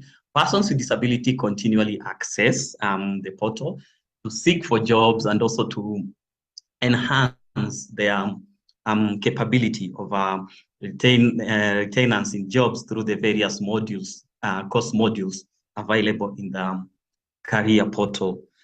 My second question to check around is, how can social protection systems better enable women and men with disabilities to cover the additional costs of work? We understand that disability employment comes with reasonable accommodation, and these accommodations to some extent need proper or prearranged initiatives by the said employer, and also the systems. I talked of the policies and laws that enhance inclusion of persons with disability. In Kenya, for example, it is legal that all public buildings must be built in a universal design. This enhances access by all individuals, disability notwithstanding. So look at this from the design of public spaces. Persons with disability can access. Look at a wide doorway to an entrance of a given office, or say a story building with a well-spaced lift, and the doorway is also equally inclusive to individuals with disability and their interests. So this enhances access. This again enhances productivity in any given employment space. So starting with reasonable accommodation, like I said, the state in Kenya is mandated by the law to carry out audits, and this is the work of the National Council for Persons with Disability that I talked of initially. It is mandated to carry out audits of public buildings to ensure that they conform to the provisions of the law. And again, secondly, there is also, the project also ventured into training employers on reasonable accommodations to cater for the interests of diverse persons with disabilities. I'm sorry, Collins, to interrupt you. Just to let you know that, can you begin to wind up in about 2 minutes, please? Thank you. Thank you. I'll try to be quick. So talking of reasonable accommodation is to enhance access and also competence of persons with disability in their work environment.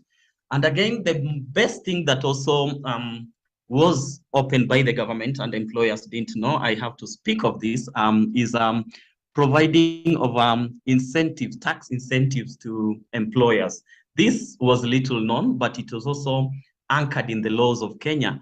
Employers that have certain percentage of threshold of employees within their workforce are entitled to tax incentives by the government. Additionally, employers that enhance accessibility in their work environment, like say constructing access, inclusive access points, are also entitled to tax rebates by the government. This was little known to employers. We educated them on this and also supported them to access the rebates. So this, to some extent, enhanced inclusion of persons with disability in the workforce. And again, the third question that again I do wish to quickly speak about is how can organizations of persons with disability be active in engaging employers to accommodate and even engage persons with disability in their workforce. So the best thing that organizations of persons with disability can do is advocacy. Most organizations of persons with disability work around advocacy. And this is another thing that I'd wish the Nelson Mandela Foundation to work around, capacitating their networks of organizations of persons with disability to be able to advocate. In Kenya, the recent census established that populations of persons with disability are at 2.2%. This is a lower threshold given the UN standards estimates that a given population has a 15% persons with disability. So these statistics were disputed by organizations of persons with disability and civil society organizations alike. Again, the government body mandated to conduct census, the National Bureau of Statistics, acknowledged that these statistics were not right, and also engaged persons with disability and their organizations alike to come up with approaches that could enhance real data collection of persons with disability in Kenya. Remember,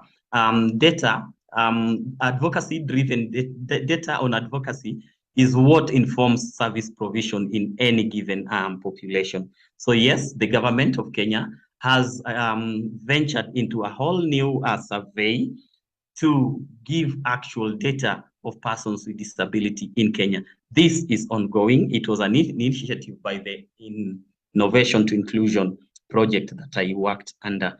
And just to wrap up, and thank you for this opportunity, is to say and to continually amplify the rallying call that is now common to persons with disability. It is very prominent in Kenya here. It goes nothing about us without us. We need to see persons with disability in all spheres of life. This is not a favor. It is a right enshrined in all the constitutional tools and documents available. Thank you very much. Thank you very much, Collins, for sharing with us some of the good practices that you're seeing there in Kenya, such as the requirement for universal design, the requirement for carrying out audits, and also tax incentives for employers who have a certain percentage of persons with disabilities in their employ. So thank you for that. I will move very quickly to our final presentation. Our final presentation will be by Ms. Nontobacco Mdluli, who is the Vice Chairperson and Head of Talent and Diversity at South African Employers Forum for Disability. Her presentation will be on the role that the private sector can play in catalyzing the meaningful integration of persons with disabilities into the workplace. Just a little bit about Nontobacco. She serves as on the board of the South African Employers Forum for Persons with Disabilities, wherein she heads up the talent and diversity portfolio. She is a multi-talented and experienced business director, transformation specialist, board and corporate governance leader with 20 years strategic and operations management experience, working in challenging roles in consulting, FMCG, and retail sectors. Having started Zanati Group in 2005 as a boutique recruitment firm, she has managed to transform the company into a one-stop human capital solution outlet. The company specializes in executive search, response handling, employee assessments, diversity and inclusion, as well as offers support to various boards. Nontobacco has a strong interest and passion for advocacy and NPO work, and is thus part of the Girl Scout movement in South Africa. She also runs an annual entrepreneur mentor program, which provides small business support to underprivileged women in marginalized communities. Nontobacco holds an industrial psychology honors degree from UNISA, BCom Industrial Psychology from the University of the Western Cape, and also an MDP certificate from the University of the Witwatersrand. Please help me welcome Nontobacco. Thank you.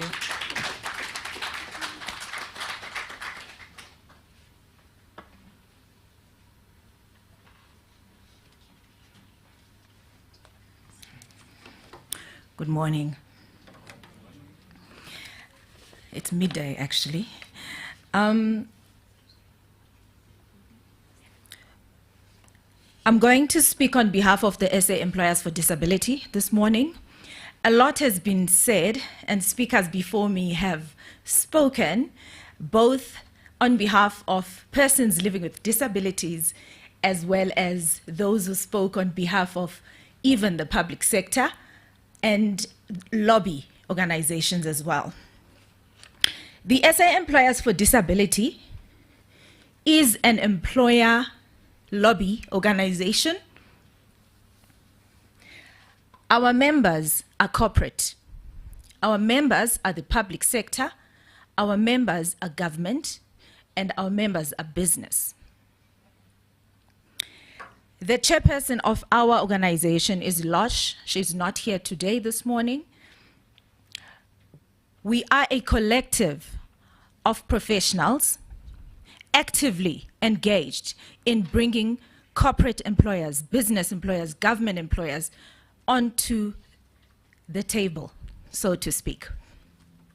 So today everyone is talking about how to bridge the gap between labor for persons with disabilities as well as education.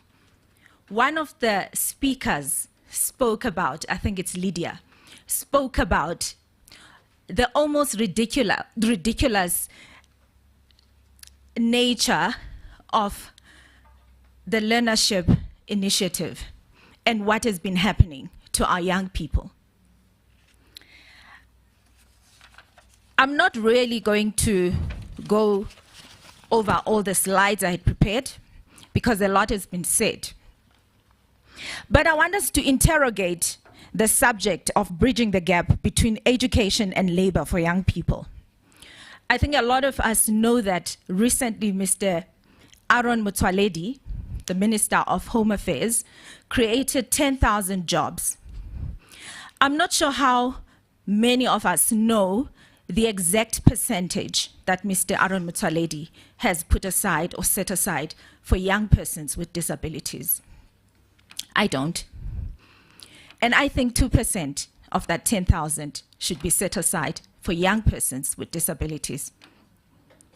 Now, we as the SA Employers for Disability are there to advocate the public sector, employers, government, and business, as I say. I want to jump to a slide. Oh, I have the, sorry. Okay, I want to jump to this slide. So I am in the employment space myself in my personal capacity.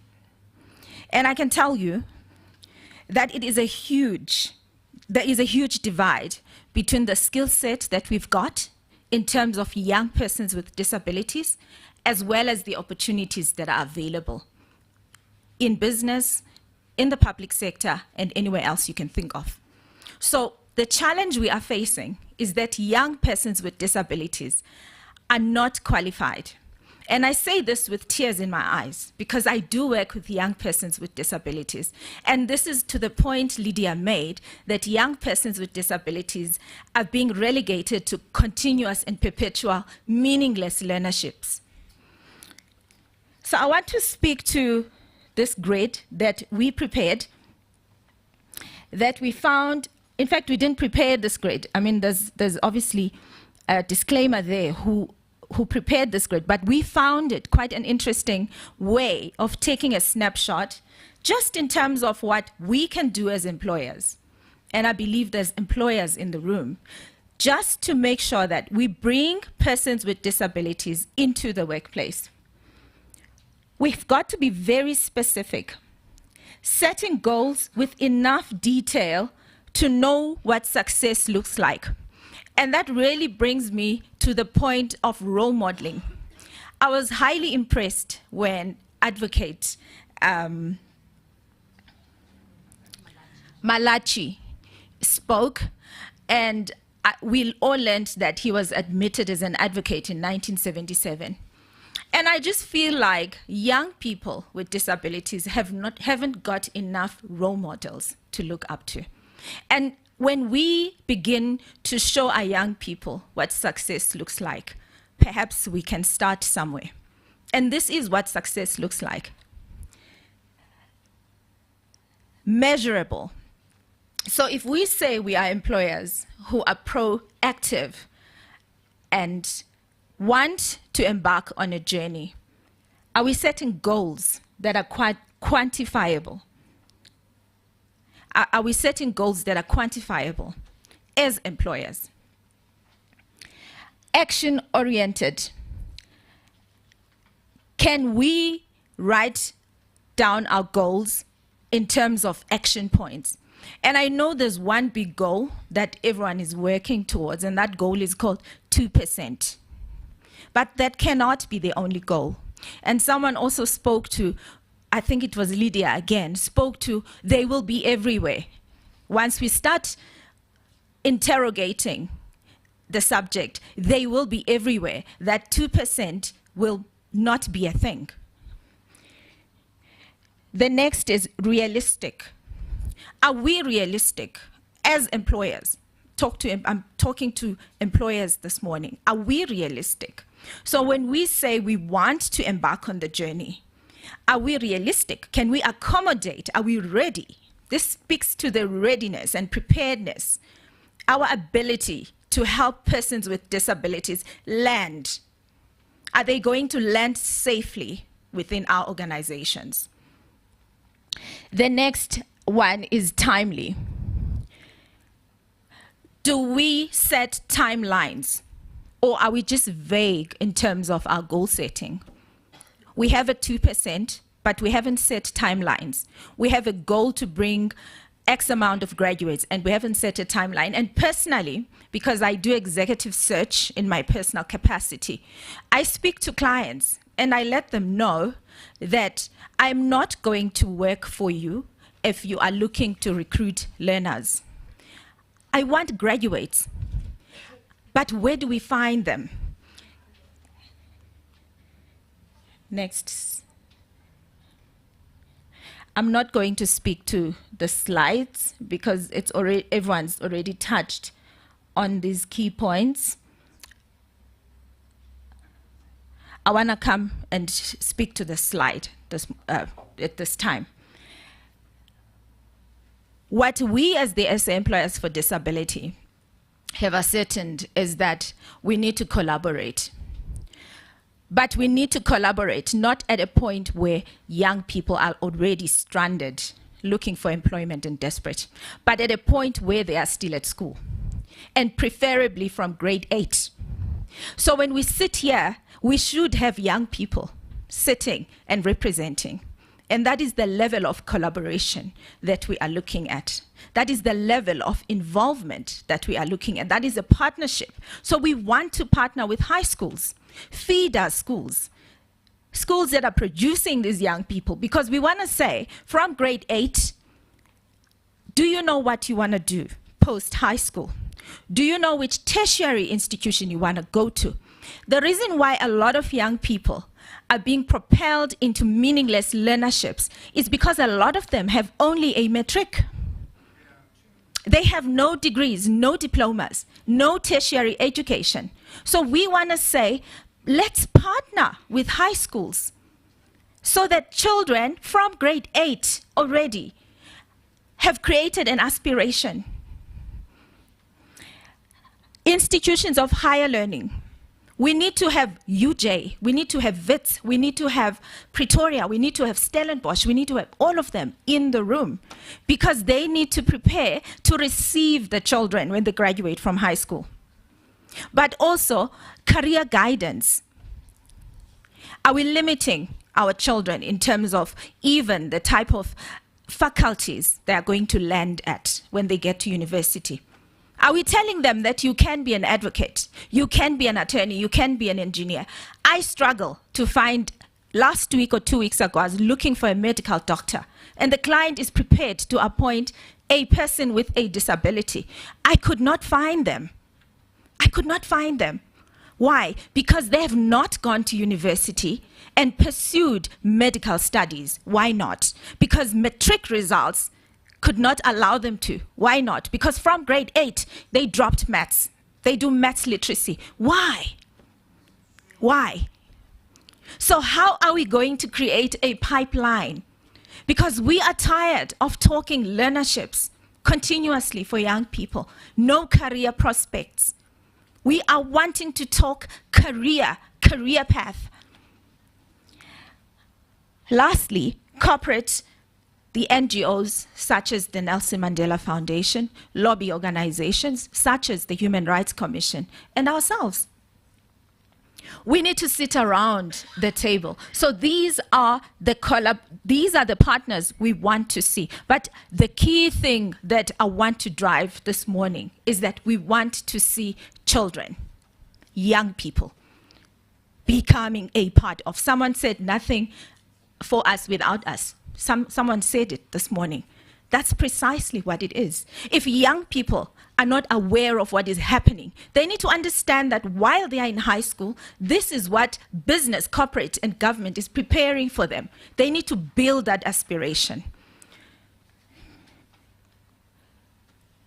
So in a nutshell, these are the pillars that we as the SA Employers for Disability are looking at engaging. And this is, of course, in addressing today's topic. So I just want to say that as the SA Employers for Disability, we have partnered with service providers of various skills sets. And I think someone earlier spoke to the question of not knowing what to do, employers not knowing how to go about getting started. And someone said, you must be willing to suck at it. And I think that's really the key message, is that employers have to be prepared to be bad at it. And that's the only way to get started. Educators, institutions of higher learning, all these collaborative partners need to be prepared to be bad at it just to get started. So these are just some of the key proposals that we're making in terms of bridging the education and labor divide for young people with disabilities. So that brings us to the end. I think I've covered my 10 minutes. I've cut out on a whole lot of slides, but I would like to thank you, and I would like to invite you, because we are looking for partnerships. We are looking for employers. Some of our clients include Accenture. I know some clients were mentioned to have received awards for doing well, but we have clients who are committed as the SA Employers for Disability in terms of embracing the journey of bringing persons with disabilities. Accenture is a consulting firm, and of course we are looking for graduates. They are looking for graduates, young persons who have a skill set. We have Road Accident Fund, we have ESCOM, we have the public sector, we have private sector members within the SA Employers for Disability, and our doors are open, and we are looking to foster more partnerships, and especially if there's anyone from institution of higher learning and even high schools, our doors are open, and we would like to have a discussion. Our website is www.sae4d.co.za. Thank you very much.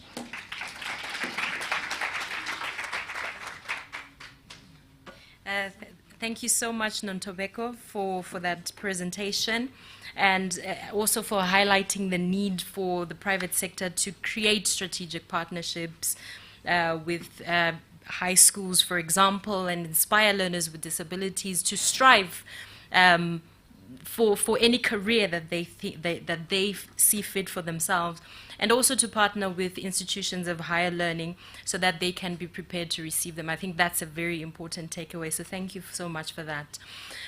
So I would like to, this marks the end of the formal presentations, but we are now entering into a session where we can engage with the panelists, where you guys can engage with the panelists.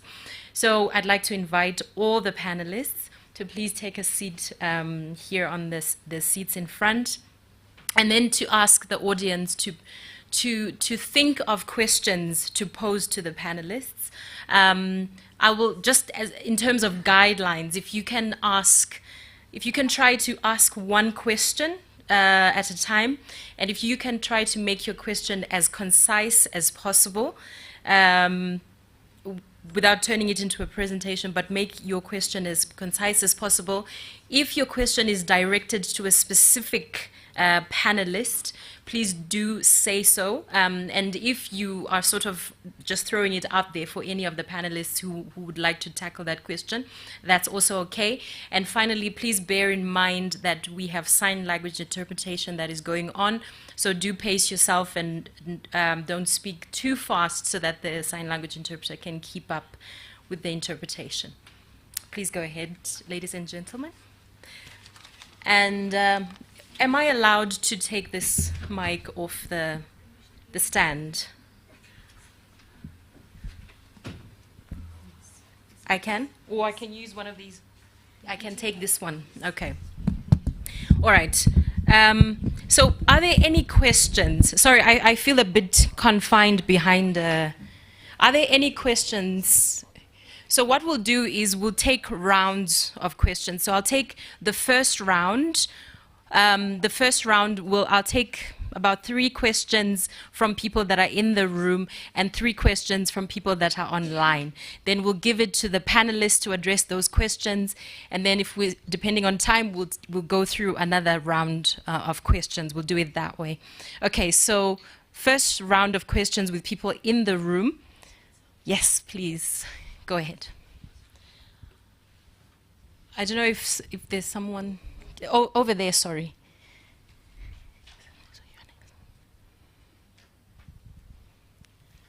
Thank you very much. Should I remain seated? Is that fine? As you wish. Okay. Whatever you're comfortable with. Thank you so much. And I really do wish that we are also given time as the audience to say what we would like to say and not be restricted, as it were. You have time. And I'll be brief, Chairperson. Thank you very much. I would like to, well, it's not my duty, but I feel obliged to thank the organizers for just an incredible work that they've done to organize such an important, it's not an event, but it's an important dialogue around these issues. Very, very critical, very important. Now to come to the questions, this one goes to the National Youth Development Agency. I'm an M&E practitioner. And you know, when people start talking about strategies, I am very much intrigued. So my question is to anyone from the NYDA or the chair, please expand on the strategy that you have developed as the NYDA to ensure inclusion of people with disabilities. And related to this question is, what are the outcomes and impact does the NYDA seeks to see out of the implementation of the said strategy? Well, I didn't introduce myself. I didn't. My name is Simo Zulu from the Thabo Mbeki Foundation. And another one is about the programs. Dr. Bam, thank you very much again on your presentation. In my other life, I worked at the higher education and training department, and this issue was very, very important for us to say, what is the link between education and employability? What is the purpose of education? Is it just to get a certificate or a qualification? Is to get the skills and all of that? Are we doing it for people just to get the knowledge, the skills, and the whatever else?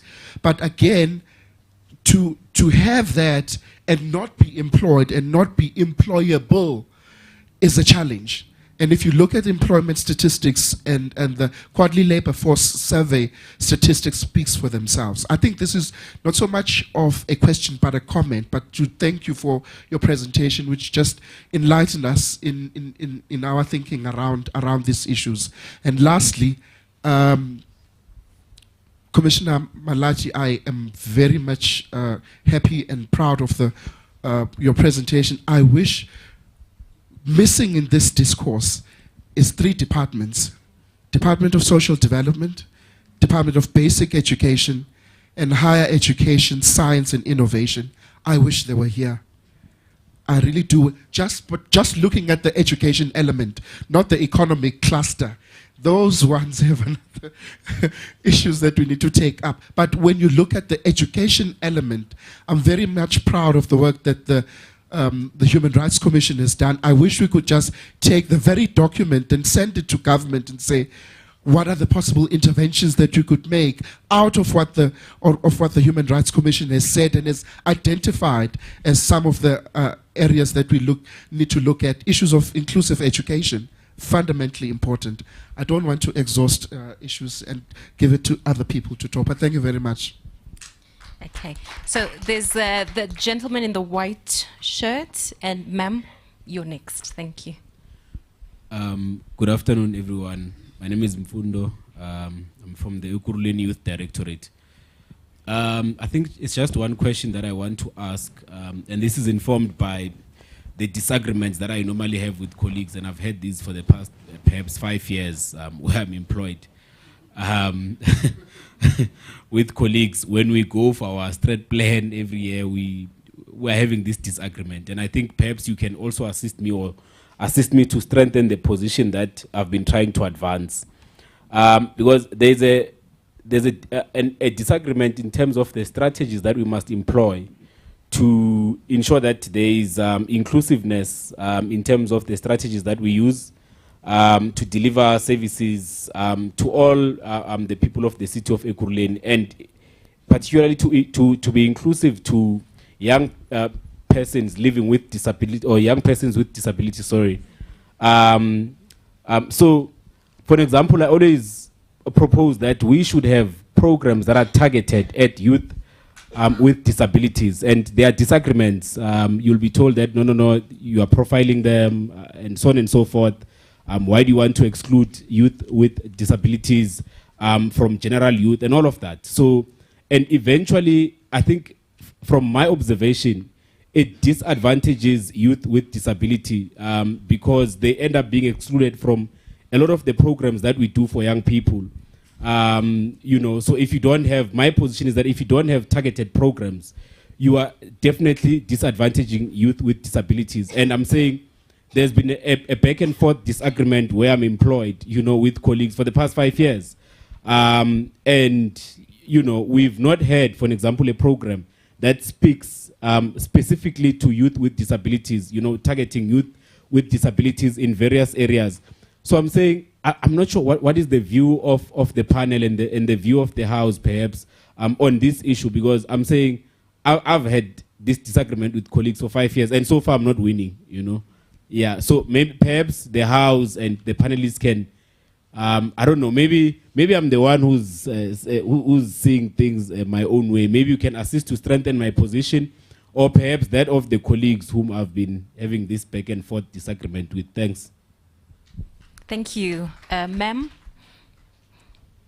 Right there. Yeah. Thank you. Thank you. My name is Masa Benz Ngamashe from an NPO called Aspire, Psychosocial and Educational Support Services for Vulnerable Children. It's based in the Eastern Cape, but I am interested to hear from Ms. Nontobacco about the relationship you seek with high schools, because ours is more like an after-school program, but we have high school children, and we really want them to start thinking. In fact, it starts with grade 5s, that is the intermediate phase and senior phase. But from that age, we want them to start thinking about their careers. We do work with them on that. But I just want to know, what sort of relationship do you really have, or you want to establish with high schools? Thank you. Thank you, ma'am. Okay, so let's pause for a second. I do see that there's additional hands, but let's pause for now so we don't have too many questions at once. So I'm going to give it to the panelists to address these questions, and then after that we'll go to the online and then back again to the room. Okay, so we can go from right. from my right to my left, or whatever. From Dr. Bam going that way. Thank you. Thank you. I just want to respond very briefly to the notion of education, and then come to something regarding the way that business operates. Where the failure within our education system sits at the moment is, as you've rightly pointed out, there's been a slowly but surely a wiping out of skills-based programs over time. Not everybody needs to go to a university, and that's problematic. We think it's something wonderful, but what we end up with is certificates and people who cannot deliver and produce. I also think it's far too late to start with entrepreneurial programs when it is that people enter university or a tertiary education environment, and that's where I think we need to address the aspect of education from our early childhood development. That's where the money should be going. I want to say we're almost a lost generation in ways, but we can change the future by putting the money where it actually matters. When it comes to business's role, and it's something that Lydia said, but and maybe she can respond to this. The business case for the inclusion of people with disabilities is nothing new. In agrarian societies, in our evolution as a society, people with disabilities were included because every body mattered. Every physical body mattered. You had to participate in the production of goods to ensure the survival of society. And so my call is to move beyond the notion of the business case. If it is the business case that is sufficient, why is it that the numbers are still so low? It's more than that. We've got to move beyond that. And at the same time, we cannot berate business then when it is that they do learnerships, because that is very profitable. And so the question is, what is missing? If we look somewhere in the Enlightenment period, was the introduction of this person, the manager, who comes in to decide who does what. And that is where the imperfect body, as I say in inverted commas, was sidelined within our society. So we've got to address this notion of where is the failure within business at the moment. And it sits around the values, the principles, and the morality with which business leaders act. Because if they understood better, they would be doing the right thing, and not only what makes sense to the bottom line. And then just Advocate Malachi, we're busy with a study at the moment that looks at special schools and the role that teachers and guidance counselors play, and I say this in inverted commas, it's still to be published, at how they discourage students to take on maths, science. And the logical progression there is, if there are fewer students wanting to do those subjects, the schools put fewer resources into it. The education department then says, well, there's no need. And that is to answer why it is we don't have scientists, medical doctors, who have disabilities working within the sector.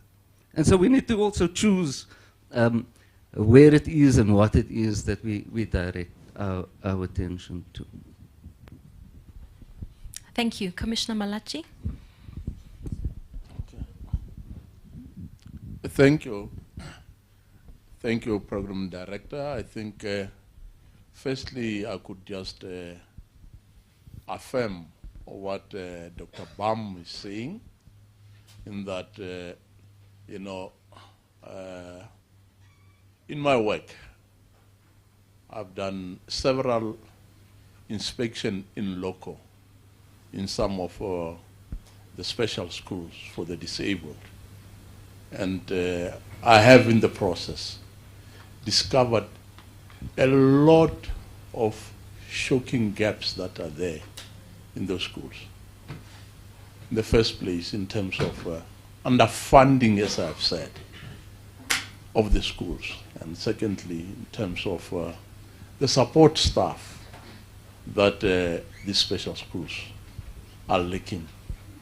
For instance, they don't have, most of them do not have social workers, they do not have psychiatrists, they do not have occupational therapists, and you know, most shockingly also, you found that you know, the Department of Education, in their so-called, I think they call it an R&R program, where teachers, irrespective of their qualification, you know, they are just thrown to those schools to go and teach there. You find that the teachers do not have the skills, they have not been trained to deal with disabled children, they don't have that passion of developing a disabled child. So what do you expect the results to be? So the result is that these children, you know, they come out not being well developed and not less prepared, you know, to get into the labor force. And the labor force has the least appetite to hire those people because they have not been granted the necessary skills and foundation. And we are at the moment partnering with other organizations. For instance, your Equal Education Center Law and other like organizations where we are forming, as I've said, this advisory committee, you know, so that we face the government to implement some of the reports, good reports and researches that have been made in respect of special schools, that, you know, the department should implement the recommendations made in those reports.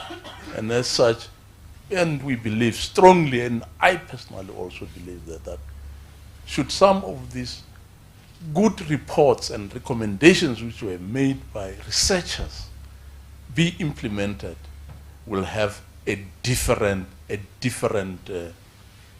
crop of young people who will be ready to enter the labor market with the necessary skills, and that they can compete successfully with their peers. Thank you.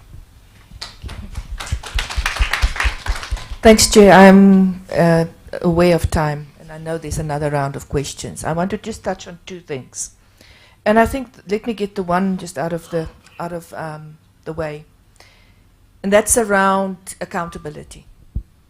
I spoke about accountable allyship. We make recommendations. We do the research. We take the policy decisions. No action, no accountability, no consequences. We need a conversation around accountability in the human rights space. Linked to that is, and again, I'm really wary that we generalize. I don't know if there are graduates with disabilities unemployed seeking employment in this audience. I have my inbox full of graduates, millennials, Generation G, did their homework, stuck it out in school, survived it, went to university, acquired themselves with a decent profession-specific qualification, and they are offered learnerships by employers. Not one, not two, I've got an inbox full of them. They are either too disabled, or too underqualified, or too overqualified. Always an excuse. And we need to call spades spades. If employers are serious, the graduates are waiting. And they're not waiting for learnerships or perpetual internships. I know of people that have degrees at honors level, 6 years of experience in that, in internships, and can still not land a permanent position. They go for the interviews, they do good interviews, but there's always somebody else. And then my last input just is in terms of, and I want to tackle the Ekurhuleni issue, because I think it also links up with the 2% issue. There's one swear word in this country, it's 2% for those that know me. So apologies. We need both. We need what we call a twin track approach. And the reason for that I want to explain to you, because that might help you to explain it better. We want equality and we want equity. We want to narrow the inequality gap. People with disabilities have been left behind over a long period. So they're not on the equal starting line. So to stay at least in an equitable way, we need to target any participation in any economic program, our policy says, that is at least concurrent with the population demographic of that group in that area. So you can't target 2% if the economically active population is 5%, because then you are planning to widen the inequality gap. And the same in your programs. So yes, you need to include disabled youth in all programs. It requires measures. It requires intention. Won't happen by itself. All that will do is to bring about equity going forward. It doesn't wipe out the inequality of the past. For that we need redress and we need affirmation. And one of the ways to do it is to increase the percentage target participation. So population demographic for young people in Ekurhuleni might be 4%. So what do? You target 10%. So you're starting to narrow that gap. Or what you do is you do targeted programs, but it's not just a targeted program. It's a targeted program that closes the gap on a specific skill set so that that group next year can participate in the mainstream program. They're ready for it. It's closing that gap. So yes, you do need both. But see it as, how do we catch up on the backlog, the redress affirmation, and then how do we keep up with inclusion going forward? But both of them require specific measures. Come to me afterwards. I can give you my contact details if you want to engage on that further. Thanks. All right. So again, I'm speaking on behalf of the employers. The issue of learnerships versus meaningful job opportunities. So what I'm saying to you as an employer, if you're an employer in the audience, is you look at your organization, you look at your vacancies that you've got, you look at entry-level vacancies that you've got, not a learnership, but proper entry-level vacancies that any person who begins a career would want to find themselves in. And there you start. Appoint young people. I know someone from Eguruleni spoke about how intentional they are about even the segmenting and labeling or clustering and saying these jobs are for persons with disabilities. I agree with that, because if we are not intentional, of course we are not going to make progress. But I always say, look at the young people that she's sitting with in her inbox who are graduates. Decide these positions, no discussion. There is no young person who is going to enter the workforce with experience. We all started somewhere. It's not fair to expect young people to come in, as she says, there's always something wrong. Too qualified, underqualified, etc., etc. If a young person has a diploma or degree, remember, abled young people get recruited by corporates. They hold career fairs, they go to universities, and they recruit young people. Where are the young people with disabilities? We've got the CVs. They're in her inbox, hundreds of them. Start by being intentional about these positions. We're looking for a payroll clerk. We are going to take a young person. We are going to spend 6 months training the young person, and that's what it's going to take. I'm not going to go any further than that for now. I just want to also encourage people. Not all young people with disabilities who are jobs are new in the labor market. Some people are 30 when they acquire disability. Some are qualified as doctors. Couldn't find a job because they were too disabled, it was regarded as. So they started their own NPOs. I know of 2. So I think this notion of disability equals entry level, we also need to dispel. There's a lot of people, especially after COVID, that have had work experience, but they are sent back to learnerships. Thank you so much. Can I ask Luveshni if we have questions online?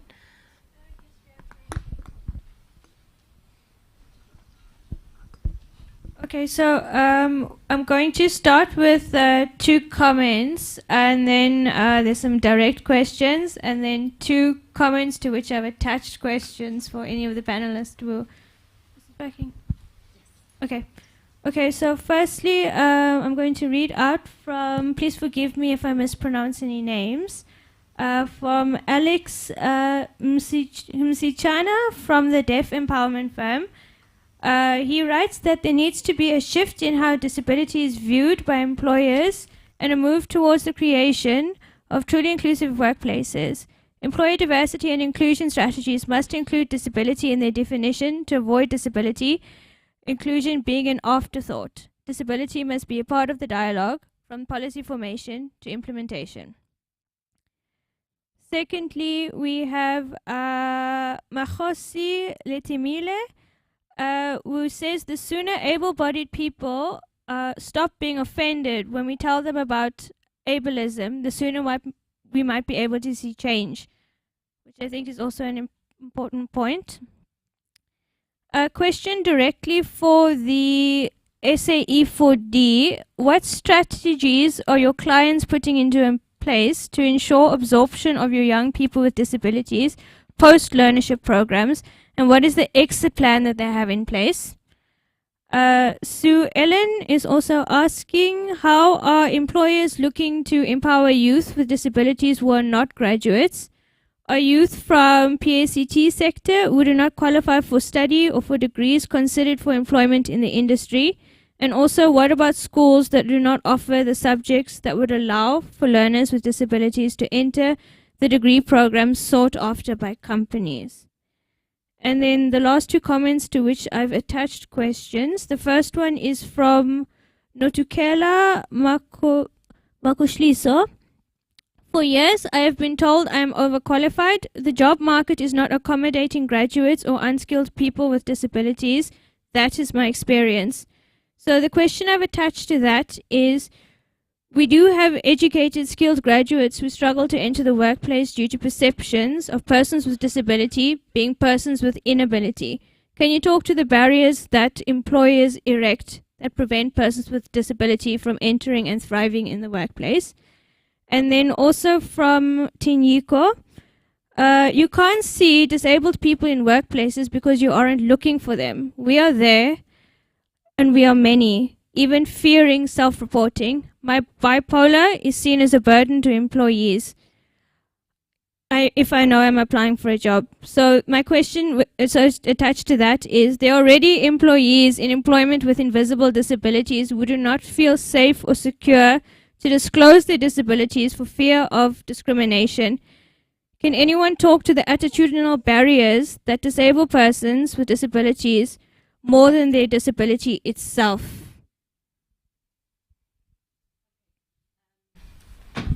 Thank you. So I will. There was one directed to SA4DE. So I'll ask you to speak to that first, and then there was ones that were not directed to anyone. So I'll just then open it up to the other panelists. Thank you. Testing. Is it off? All right. So there was a question from Ms. Zimasa from an NGO in the Eastern Cape that works with young persons, some as young as grade 5. And to answer your question, so we want to create a pipeline. This is why we want to bring young people. And we, as much as we want your organization to come partner with us, we want you, though, to lobby the young people. Because what's important is for young people to understand and know that when they finish school, there is a landing pad. There are employers ready to absorb them. But if they don't know that, this is where they get discouraged and despondent and lose ambition or aspiration.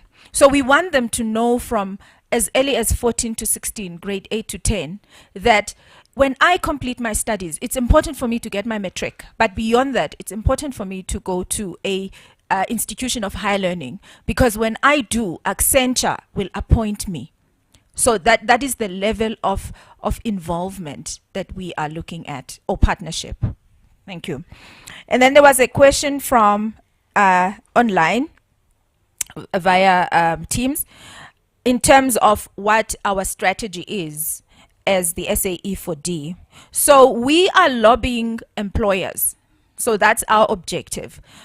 We lobby employers, but we also lobby in terms of HR policy. So when we lobby employers, we're not just lobbying them for the sake of appointing entry-level graduates or even interns, but we are lobbying even from a policy perspective. So what does your HR policy say in terms of appointing persons with disabilities?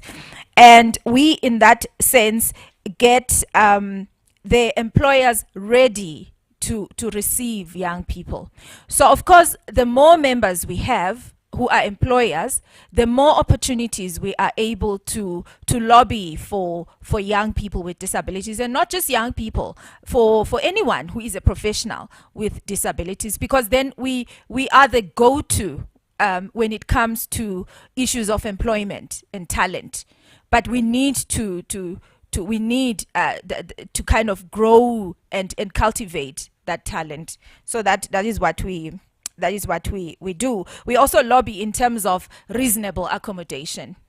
So we look at strategies around reasonable accommodation. So the issue of too deaf or too blind doesn't necessarily need to apply. If employers are ready with Braille, they are ready with JAWS, they are ready with whatever devices that they need to be ready with. Thank you.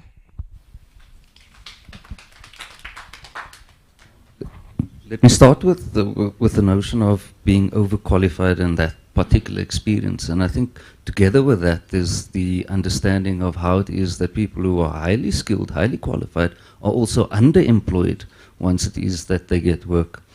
Where does the challenge start in terms of access to opportunities? And I think for employers, it is as simple as how it is that you communicate what those opportunities are. And we have to move beyond traditional means of doing that. The notion of placing a job ad in a newspaper is not sufficient. And so HR policies need to look at how it is that they make sure that there is access to opportunities and to the networks that inform what those opportunities are. And then just in terms of the notion of invisible disabilities, we're also busy with another study looking at autoimmune diseases and the impact on the workplace. And Advocate Malachi would be disappointed to know that in one of those cases that you mentioned, the 5 companies, there are employees even within those companies who struggle. And it comes down to practice. So while it looks good on policy, in terms of policy, while there might be a disability champion, those people with those hidden or invisible disabilities suffer a different consequence. And I think there's lots of work to be done with that. And where, for me, in terms of attitudinal barriers, I think employers need to look earnestly at how it is that there is, and training is not sufficient. It's the education of managers and co-workers around what it means to include. We're still building buildings with the notion of having to have a ramp rather than having it accessible to all. And so the principles that companies follow are key to ensuring how it is that we can create better opportunities for people with disabilities. I just want to...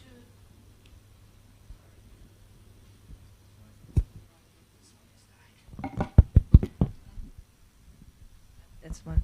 I just want to refer people, and I fully agree. I think in the comments and the questions that came from online, we had both a question and an answer to the question between 2 of them. And the one is that you don't wait for an employee to arrive before you start thinking how to include them. You create an environment of value and inclusion and participation and belonging for all, regardless. Because I think what we also miss sometimes is the intersectionalities. And I always say the inclusion magic happens between the intersectionalities. You know, being a woman, you face certain challenges. You also offer certain insights. Being black, you face challenges, you offer insights. Being disabled, now imagine having those 3 in the same package. How do you start distinguishing? Because it's a unique experience in that intersectionality. But I really want to encourage people that's in the room, but also online, to go to the Valuable 500 webpage and start reading what they are sharing.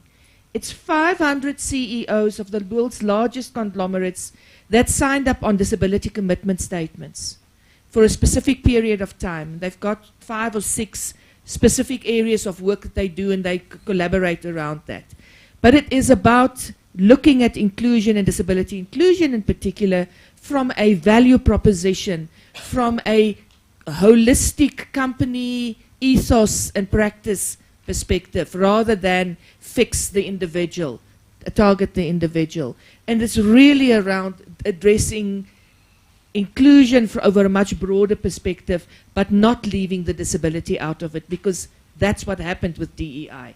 It's about everybody except disabled people. But really, I want to encourage you to go and look at the work that they are doing, learn from it. A lot of those companies are operational in South Africa, and they're slowly starting to also bring on board some of the learnings in that network. Thanks. Thank you. I think I would like to talk about this attitudinal barriers that is still there, because I've seen this, and there are cases that were referred to us about this problem. I want to give a very vivid example of employees in the public sector, especially in the education department, where teachers who started work when they were able-bodied, and today, because of the AIDS and other things, these teachers have become disabled. You find that the department, all of a sudden, would like to board these teachers and put them on disability leave. So this is wrong. You like me when I'm still able-bodied. And the minute I become disabled, you don't appreciate me. So it is this type of attitude barriers that prevents disabled people, from being gainfully employed. And this is despite the fact that some of these teachers who become disabled, they've been reskilled at one or the other institution. And the department still does not want to accept these people. And that's the big fight that we as a Human Rights Commission are fighting, that you cannot, as soon as somebody, an able person is disabled in your employ, as soon as you become disabled, you don't need him anymore. So I hope that with the collaboration of people like the SAE and D will help us in that respect to educate their members that they should not discard people because they got disabled whilst they are in their employ. And the other point that I would like to raise also is that in terms of employment of young people with disabilities, we have had this idea and would like to put it into practice that, look, we have more than 1,000 companies that are registered with the stock exchange.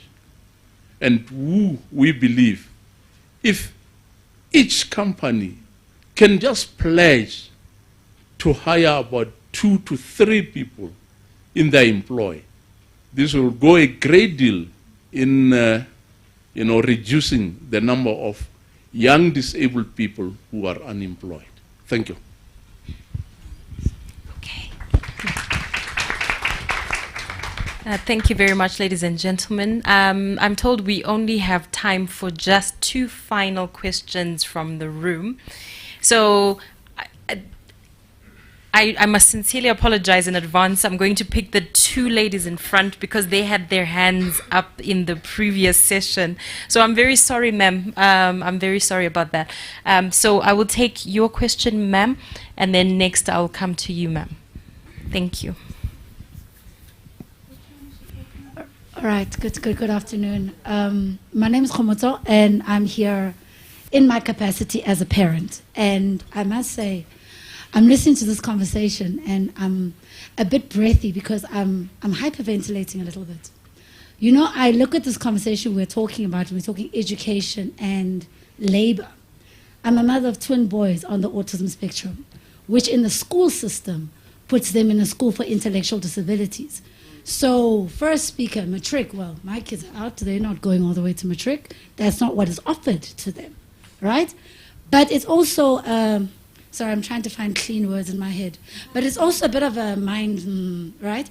Where this child who at an age of 3 or 4 can dismantle and put together a phone in the school system can only be offered woodwork, needlework, and maybe a few other things. So I've listened to our conversation, and we've spoken about the professionals. We've spoken about the matriculants. We've tried as a school. So now from the age of about 12 or 10, you then bring in skills, the agricultural skills. But nobody does that. We have an MEC here who does specialization schools. You say to him, sir, throw a few of those tablets this way, because this could work. And we know it works. Why? Because what you test our children to get into schools with is sometimes like IQ levels or what up. I have one of my sons, from the written test to the visual test, there's a 55% difference.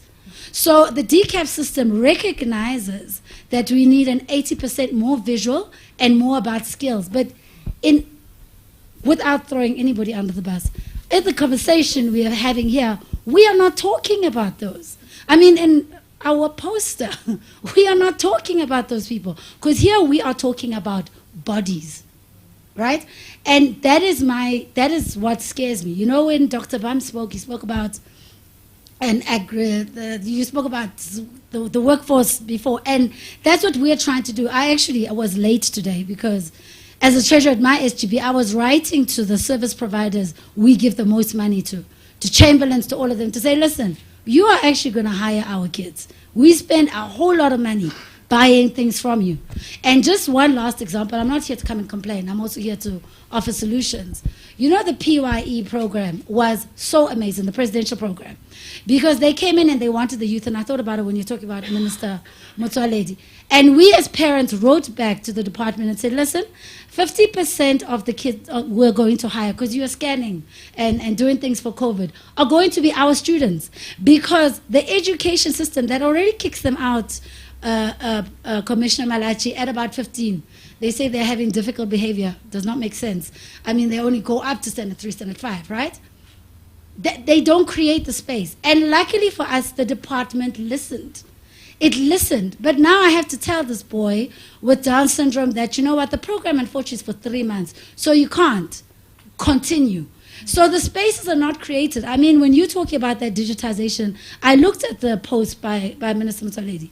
They're looking for scanners. They're looking for people to shred documents. So you can't even bring in our students there. But like I say, we have the conversation, and I'm thinking, oh my Lord, my kids are only 10. Where are we going? Where are we going? How are we, when we're talking education, are we talking all levels of education? When we're talking the labor market, are we doing the mistake we did in gender, and we're just looking at the CEOs while the rest of the young black women are unemployed? Can we do it differently? And for me, I always go with the spectrum. The spectrum requires you to look at things from all levels. And in this instance, I'm hoping when we leave here, you're going to talk about learners, you're going to talk about education disability, but you're going to talk about all disability and all education and all of the spaces that could exist. Thanks. Thank you, ma'am. Please go ahead, ma'am.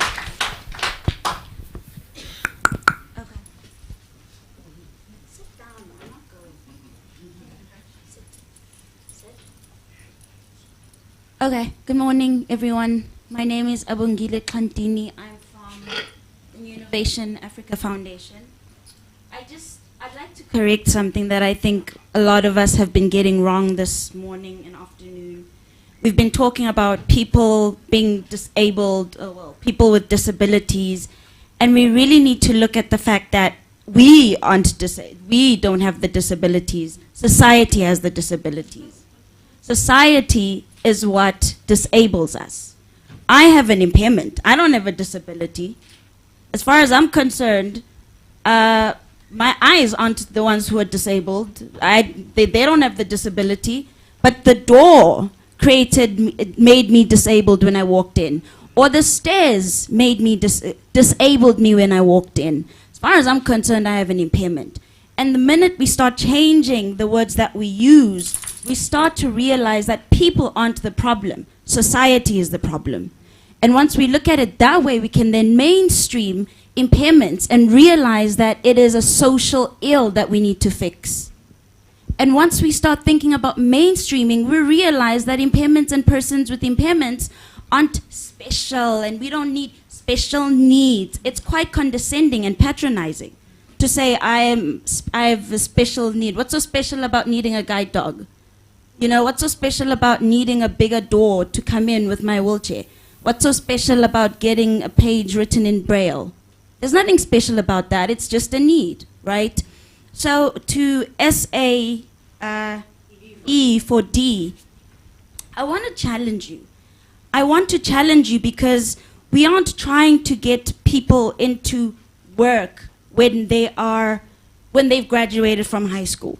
A lot of kids with impairments can't even get to high school. So how are you wanting the people that you want to recruit with your nice conglomerate of organizations, hire people who have gone to varsity when many kids with impairments haven't even passed matric? Because the school education system doesn't allow us to pass. You know, Lydia was saying, thank you, Lydia, for celebrating some of us who've had to struggle through primary school, struggled through high school, struggled to varsity, and still we're unemployed for like a month and a half, even when we've got a great degree and some experience, you know? How are you? I need you. We need you to advocate for us, even when we're not in those high schools yet. Because chances are, we need to know that South African employment for disabilities actually even exists. How am I supposed to go to, I mean, if you go into a high school and there are no people who come to do career things at your school, and nobody comes and says, organizations, go to the school for specialized education, go to that school, because that's where you will find kids to recruit. You won't find us in high school. Well, you will find us, yes. But look broader than that. That's not the root of the cause. The root of the problem isn't when we're in high school or varsity. It's before we even got there. So that's where you need to look. That's where you need to channel your resources. And if you need us to help you do that, we can help you. We can help you do that. We can help you and your organizations find the people, train them, for them to even understand what they are looking for. Because people don't know what they're looking for. For example, you try to find a doctor. You looked for the doctor in your own mainstream environment. You're not going to find most of us in the mainstream environment because we're marginalized. You need to challenge yourself and look into the pools that aren't mainstream, right? So even the way you approach a problem's got to change because it's marginalized. You're not going to find it in public. And when you do find it in public, it's because we've worked 1,000 times harder for it. So, an advocate, your turn to get fired at. Throwing shots, firing shots. You see, here's the challenge is, I mean, our human rights are violated every day. Somebody posts a job and they go, Lydia and I were talking and she was saying, you know, somebody will say, we want somebody who's visually impaired, or no, sorry, definitely not the visually impaired because they can't do anything. But we need somebody who's maybe in a wheelchair, but not the visually impaired, not the ones who are auditory impaired, because what are we going to do with those, you know? But there's a clear, blatant discrimination there. And y'all don't come up and say, this is unacceptable. Jobs are being advertised every single day with blatant discrimination, and you can't show up for us. Where are you? Right? I mean, we see the Zondo Commission every day on TV. Where's the South African Human Rights Commission? I saw you guys on TV for the July unrest, but that is not the first human rights violation and justice that's happened that had to go public. I mean, it's also like you mentioned that you have I think a committee for youth, children, and persons with disabilities. Here's the problem with that committee when you cluster all three, is you focus on children or you focus on women, and then you forget about the persons with disabilities. You know, like the Minister of Youth, Children, and Persons with Disabilities, they do a lot for gender-based violence. And I'm just like, where's the, campaigns for discrimination against persons with impairments and who are facing disability every day? It's challenging. And we need to really understand that Dr. Bam in these systems, like you said, it's a collective environment. But we also help teachers and we help people who are working in the space realize their own insensitivities to impairments and the people, the disabilities people face every day. And we would like to engage further with you on that. But I think when we have to look at education and labor, we can't think that this solution can only be faced and looked at through normal ways of doing business. This challenges us to think outside the box, to ask the hard questions, and to make sure that we suck at it, because we will suck. Well, you will suck at it. I'm a master. To make sure that you suck at it. Yes. Wrap up, please. Thank you. And so we need to make sure that we all suck at it. And we can suck at it together, but we've got to start sucking at things. Thank you. Thank you very much, panelists. Dr. Bam. Thank you for that, and thank you for the comments and the passion with which you spoke, and beyond the passion, the insight that you bring to the dialogue. I want to address the mom there, and I want to say, you know, I'd like to chat to you afterwards. I have an MBA student that is currently working, it's the first one within our business school, looking at Asperger's syndrome and how employers make provision and opportunities for children on the autism spectrum. It's the first study of its kind. So there is some, although it's not on your side of the equation in terms of the school, there's something that we're doing. We're looking into it to ensure more than just the bodily approach which you refer to. The person that spoke now, unfortunately I didn't get your name. Abongile. Yes, Abongile. I agree with you fully. I think in terms of business, and this notion of business, and when you look in corporates, too often it's a medicalized approach. It's based on how it is that we fit a particular body into a space.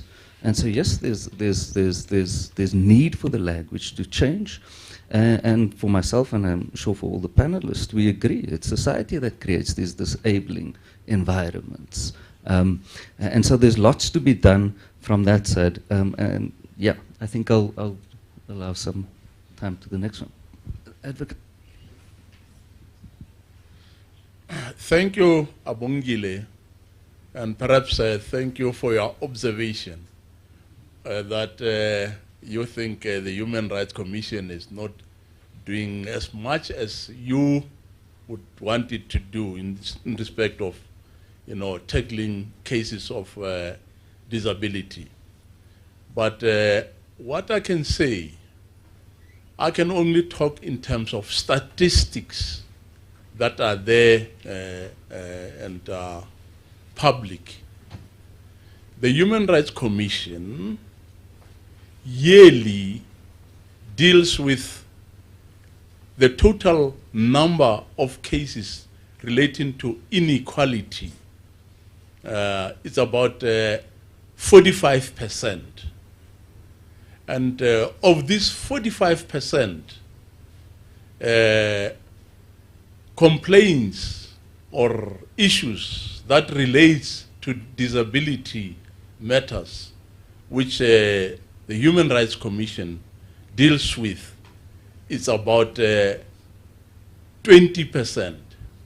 So you can see that, you know, perhaps much is not being said, or a lot of cases is not made public, but definitely there are a lot of cases, if we just look at the statistics, which the Commission deals with regard to disability.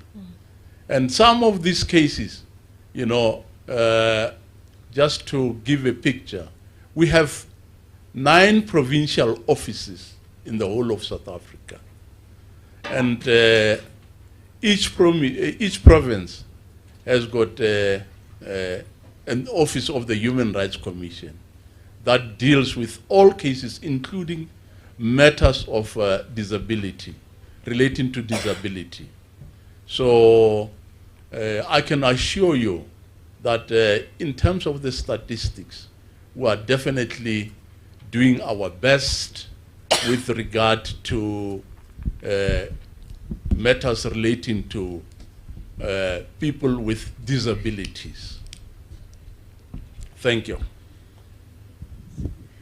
I assume this is our concluding remarks. Indeed. Thank you. I think from my side, I want to just go back to what I spoke about earlier, and that's allyship.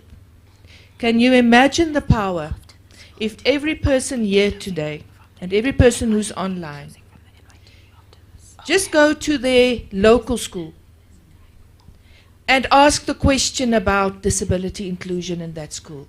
Ask the question about an environment where all children are valued and are free and are welcome. And make it an issue. Can you imagine just that in itself already? Starting to say to people, I don't have to wait for a desperate parent to come knocking here and put up a fight. Parents of children in the school actually care. Parents of children in the school want their children to have that exposure.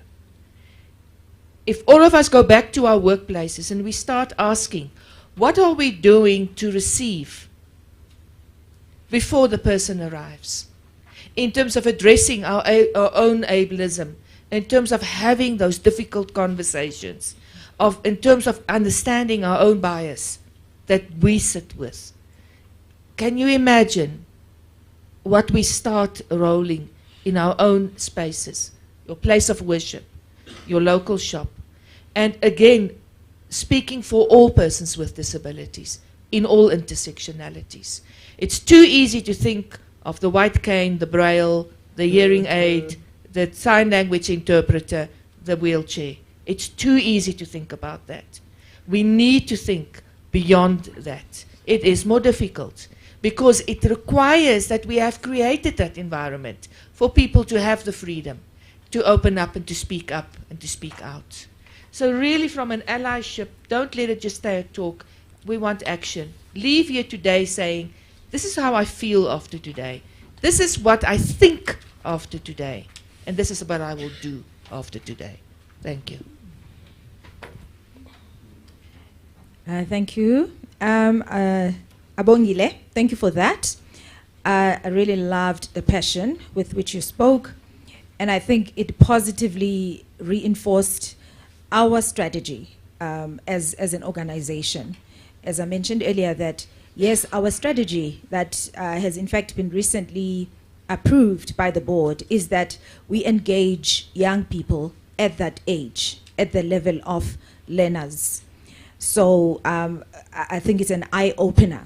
I think how you spoke in terms of just bringing children and young people at that level is something that we are absolutely we're absolutely on board in terms of that. And to the mom, I think also appreciate you drawing the spotlight on the spectrum, because yes, it's true. We are perhaps not engaging at that level, and you know how it can be challenging working with intellectual disabilities. And I think what you have done is you have just challenged me, challenged the organization to go back. And I love the fact that you gave examples, just even in terms of your packers, your you know, all sorts of, and it's nice to quantify these things because it makes our job easier as an advocacy, because we have to advocate employers to create these opportunities. So it helps when we know how to target these employers and what opportunities to target. Because when they come to us, they ask us, they seek our expertise in terms of how do we do this?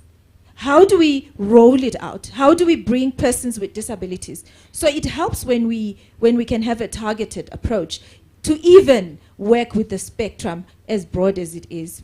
So I thank you for that. Thank you.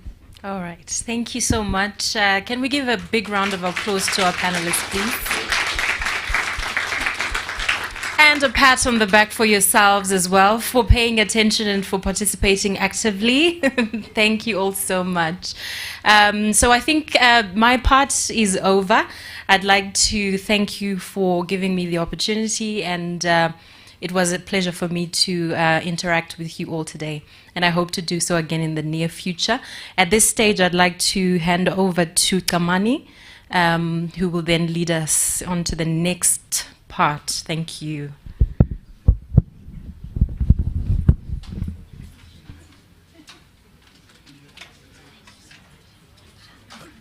Thank you, Dan. I think we need another warm round of applause for our panel and our facilitator.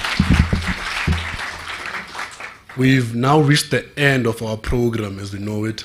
We're just going to invite the CEO of the NYDA to come and close off for us. But for our side, it's thank you for your time. Thank you for being here. We've prepared a light lunch for people downstairs. More than happy for you to join us. And just on your way out, we have a nice little shop here at the corner. You can go and see our beautiful stock that the comms team has prepared. It's not free, so you just have to pay. Thanks, Program Director. It's nice to know. See, it's a difficult job, this one, because I must come after everybody has spoken so eloquently today. And then secondly, I'm the person who stands between you and lunch here. Yeah? So I can't necessarily be long. But I wanted to just reflect on a couple of things, because I think when you do closing remarks, it's important also to take everything we've heard today and reflect on a clear way forward. Yeah. So I wanted to first and foremost just express gratitude to the Nelson Mandela Foundation through the Chief Executive Selo Hatang for convening us and putting this dialogue together. You know, there were times in the NYDA's history where I don't think anybody wanted to be associated, especially not the Nelson Mandela Foundation, you know. And it's people like Selo and Lydia Pretorius who have allowed the NYDA to suck previously and do better at what we do, and grow ourselves, you know, and to prove that where young people are given opportunity, they can lead better in society. I also want to thank the Executive Chairperson for eloquently locating the policy environment for disabilities in South Africa, particularly as it relates to young people. And then for all of the panelists for, I think, deep insights, as well as the questions from the floor that allowed us to elaborate on the things we know, but also the things we don't know. Yeah? And I thought there was an important question that we didn't get a chance to answer about what is actually the strategy, broader strategy, right? Today I think we focused on one piece of young people with disabilities, which is the gap between education and employment.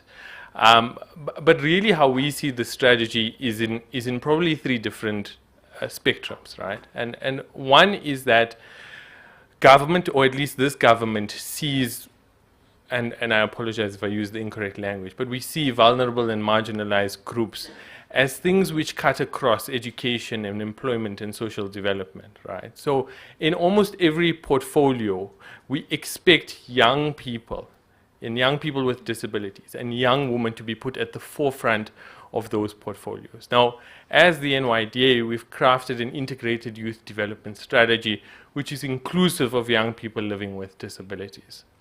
And our role, and I think a number of the panelists reflected on it, is that you have to drive accountability in the system, right? We have to get government where it has committed to saying it will do things, to make sure those commitments are met in a very public platform, right? And we have policies and we have strategies in South Africa. That is why we have taken the deliberate decision that every year we will publish government's actual progress on meeting commitments to young people, inclusive of young people with disabilities.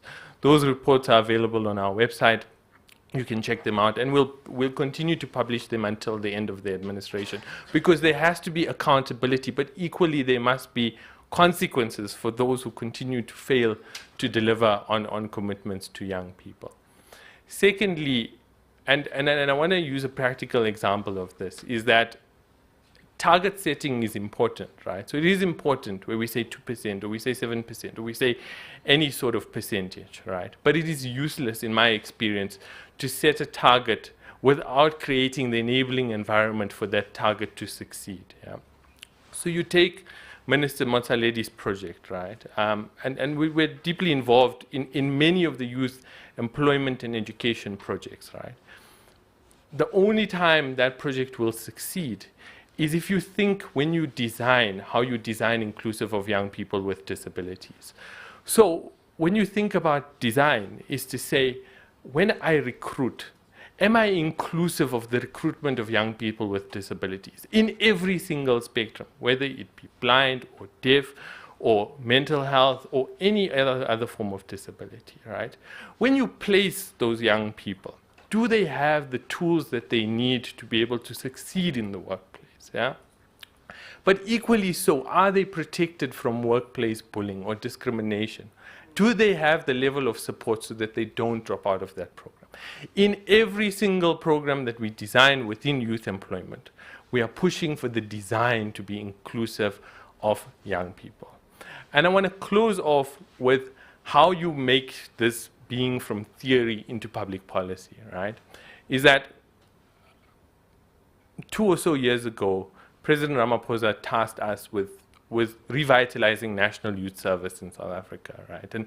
And service is at its core is the ability for a young person to do meaningful quality service in their community, to be able to earn an income for doing it, and to be able to gain skills and employability to be able to transition into the next phase of their lives. Believe it or not, not every young person wants to go directly into employment. Not every young person wants to go to university, right? And service is a transitional arrangement for many young people who find themselves outside traditional forms of pathways in the economy, right? And I remember the conversation I had with one of the president's advisors was to say, you know, what does the president want us to do in national youth service? And she said that if you leave it to the president, he'll want 50,000 young people marching down the street in military uniform, you know. So it's your job to go and find something that makes this program meaningful, right? And when we thought about it, I thought about the deep structural problems that South Africa faces, right? We have so much land, and yet we're food insecure, right?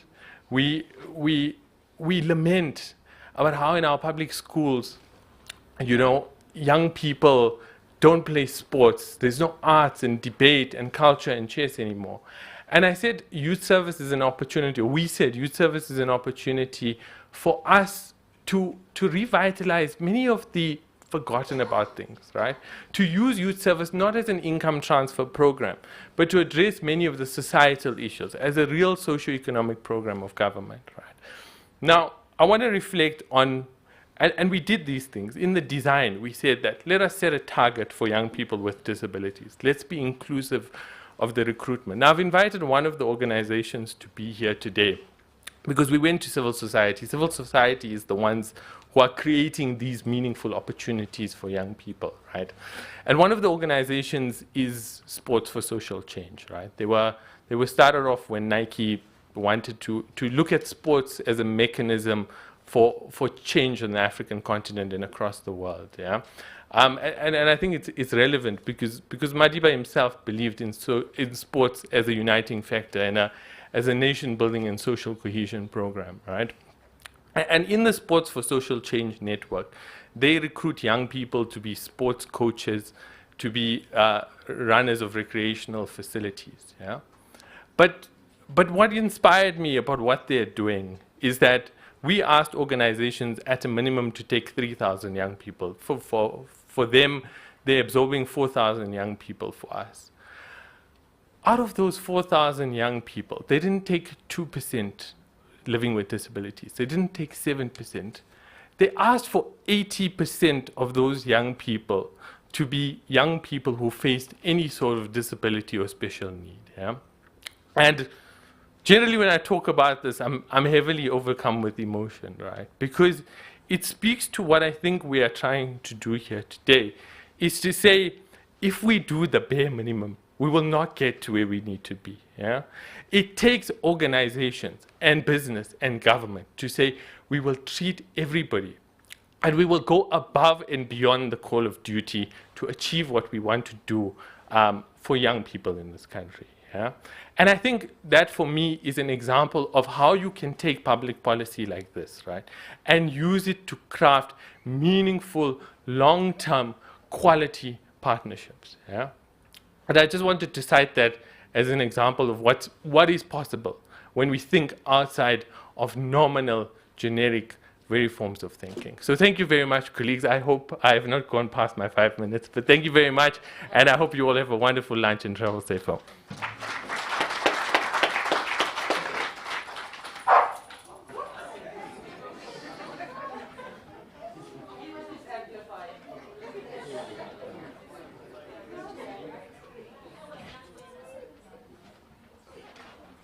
All right, thanks, CEO of the NYDA.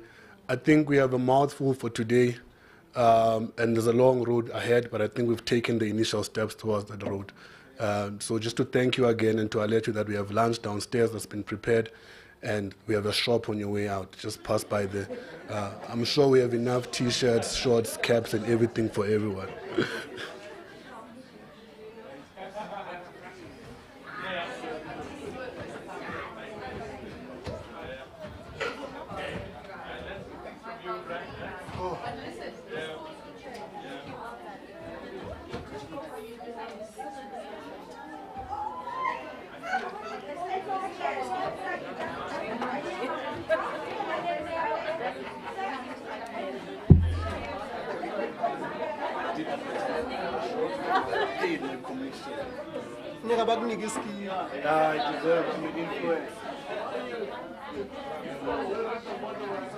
Thanks to you.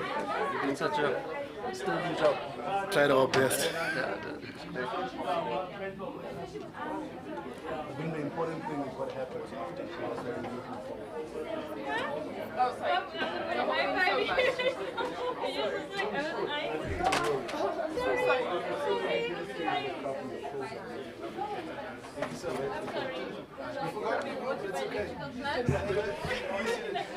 Hi, how are you? Petule. Hi. How are you? I'm well, thanks, and you? Petule, no idea. Nice to meet you. I'm Lubesti. Ah, we meet? We meet on the Finally. finally. I feel like I've known you all my life. It's okay. We've been talking Yes, there.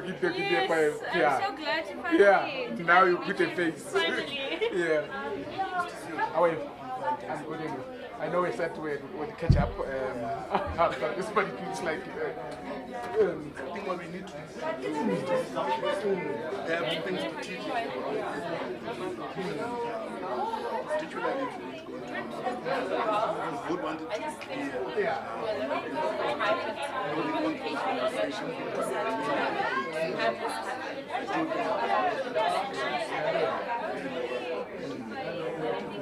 Perhaps maybe as you had suggested, maybe let's look at a date, maybe the next coming 2 weeks. Yeah, then let's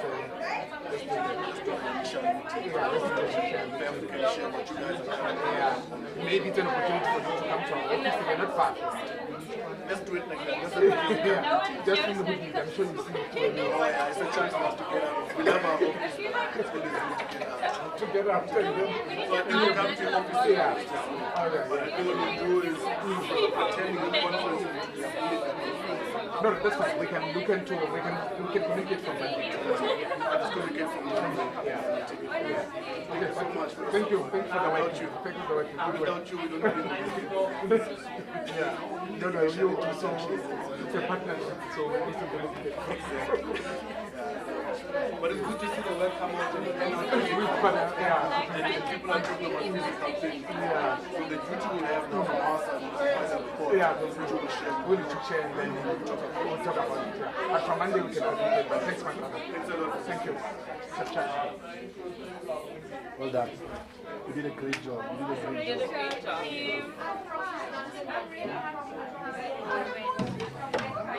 I know how you managed to filter in shameless shop marketing.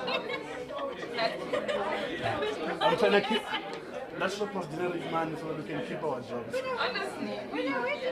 I saw those journals in the shop and I was like, oh, they can't stop. Yes, I remember those journals.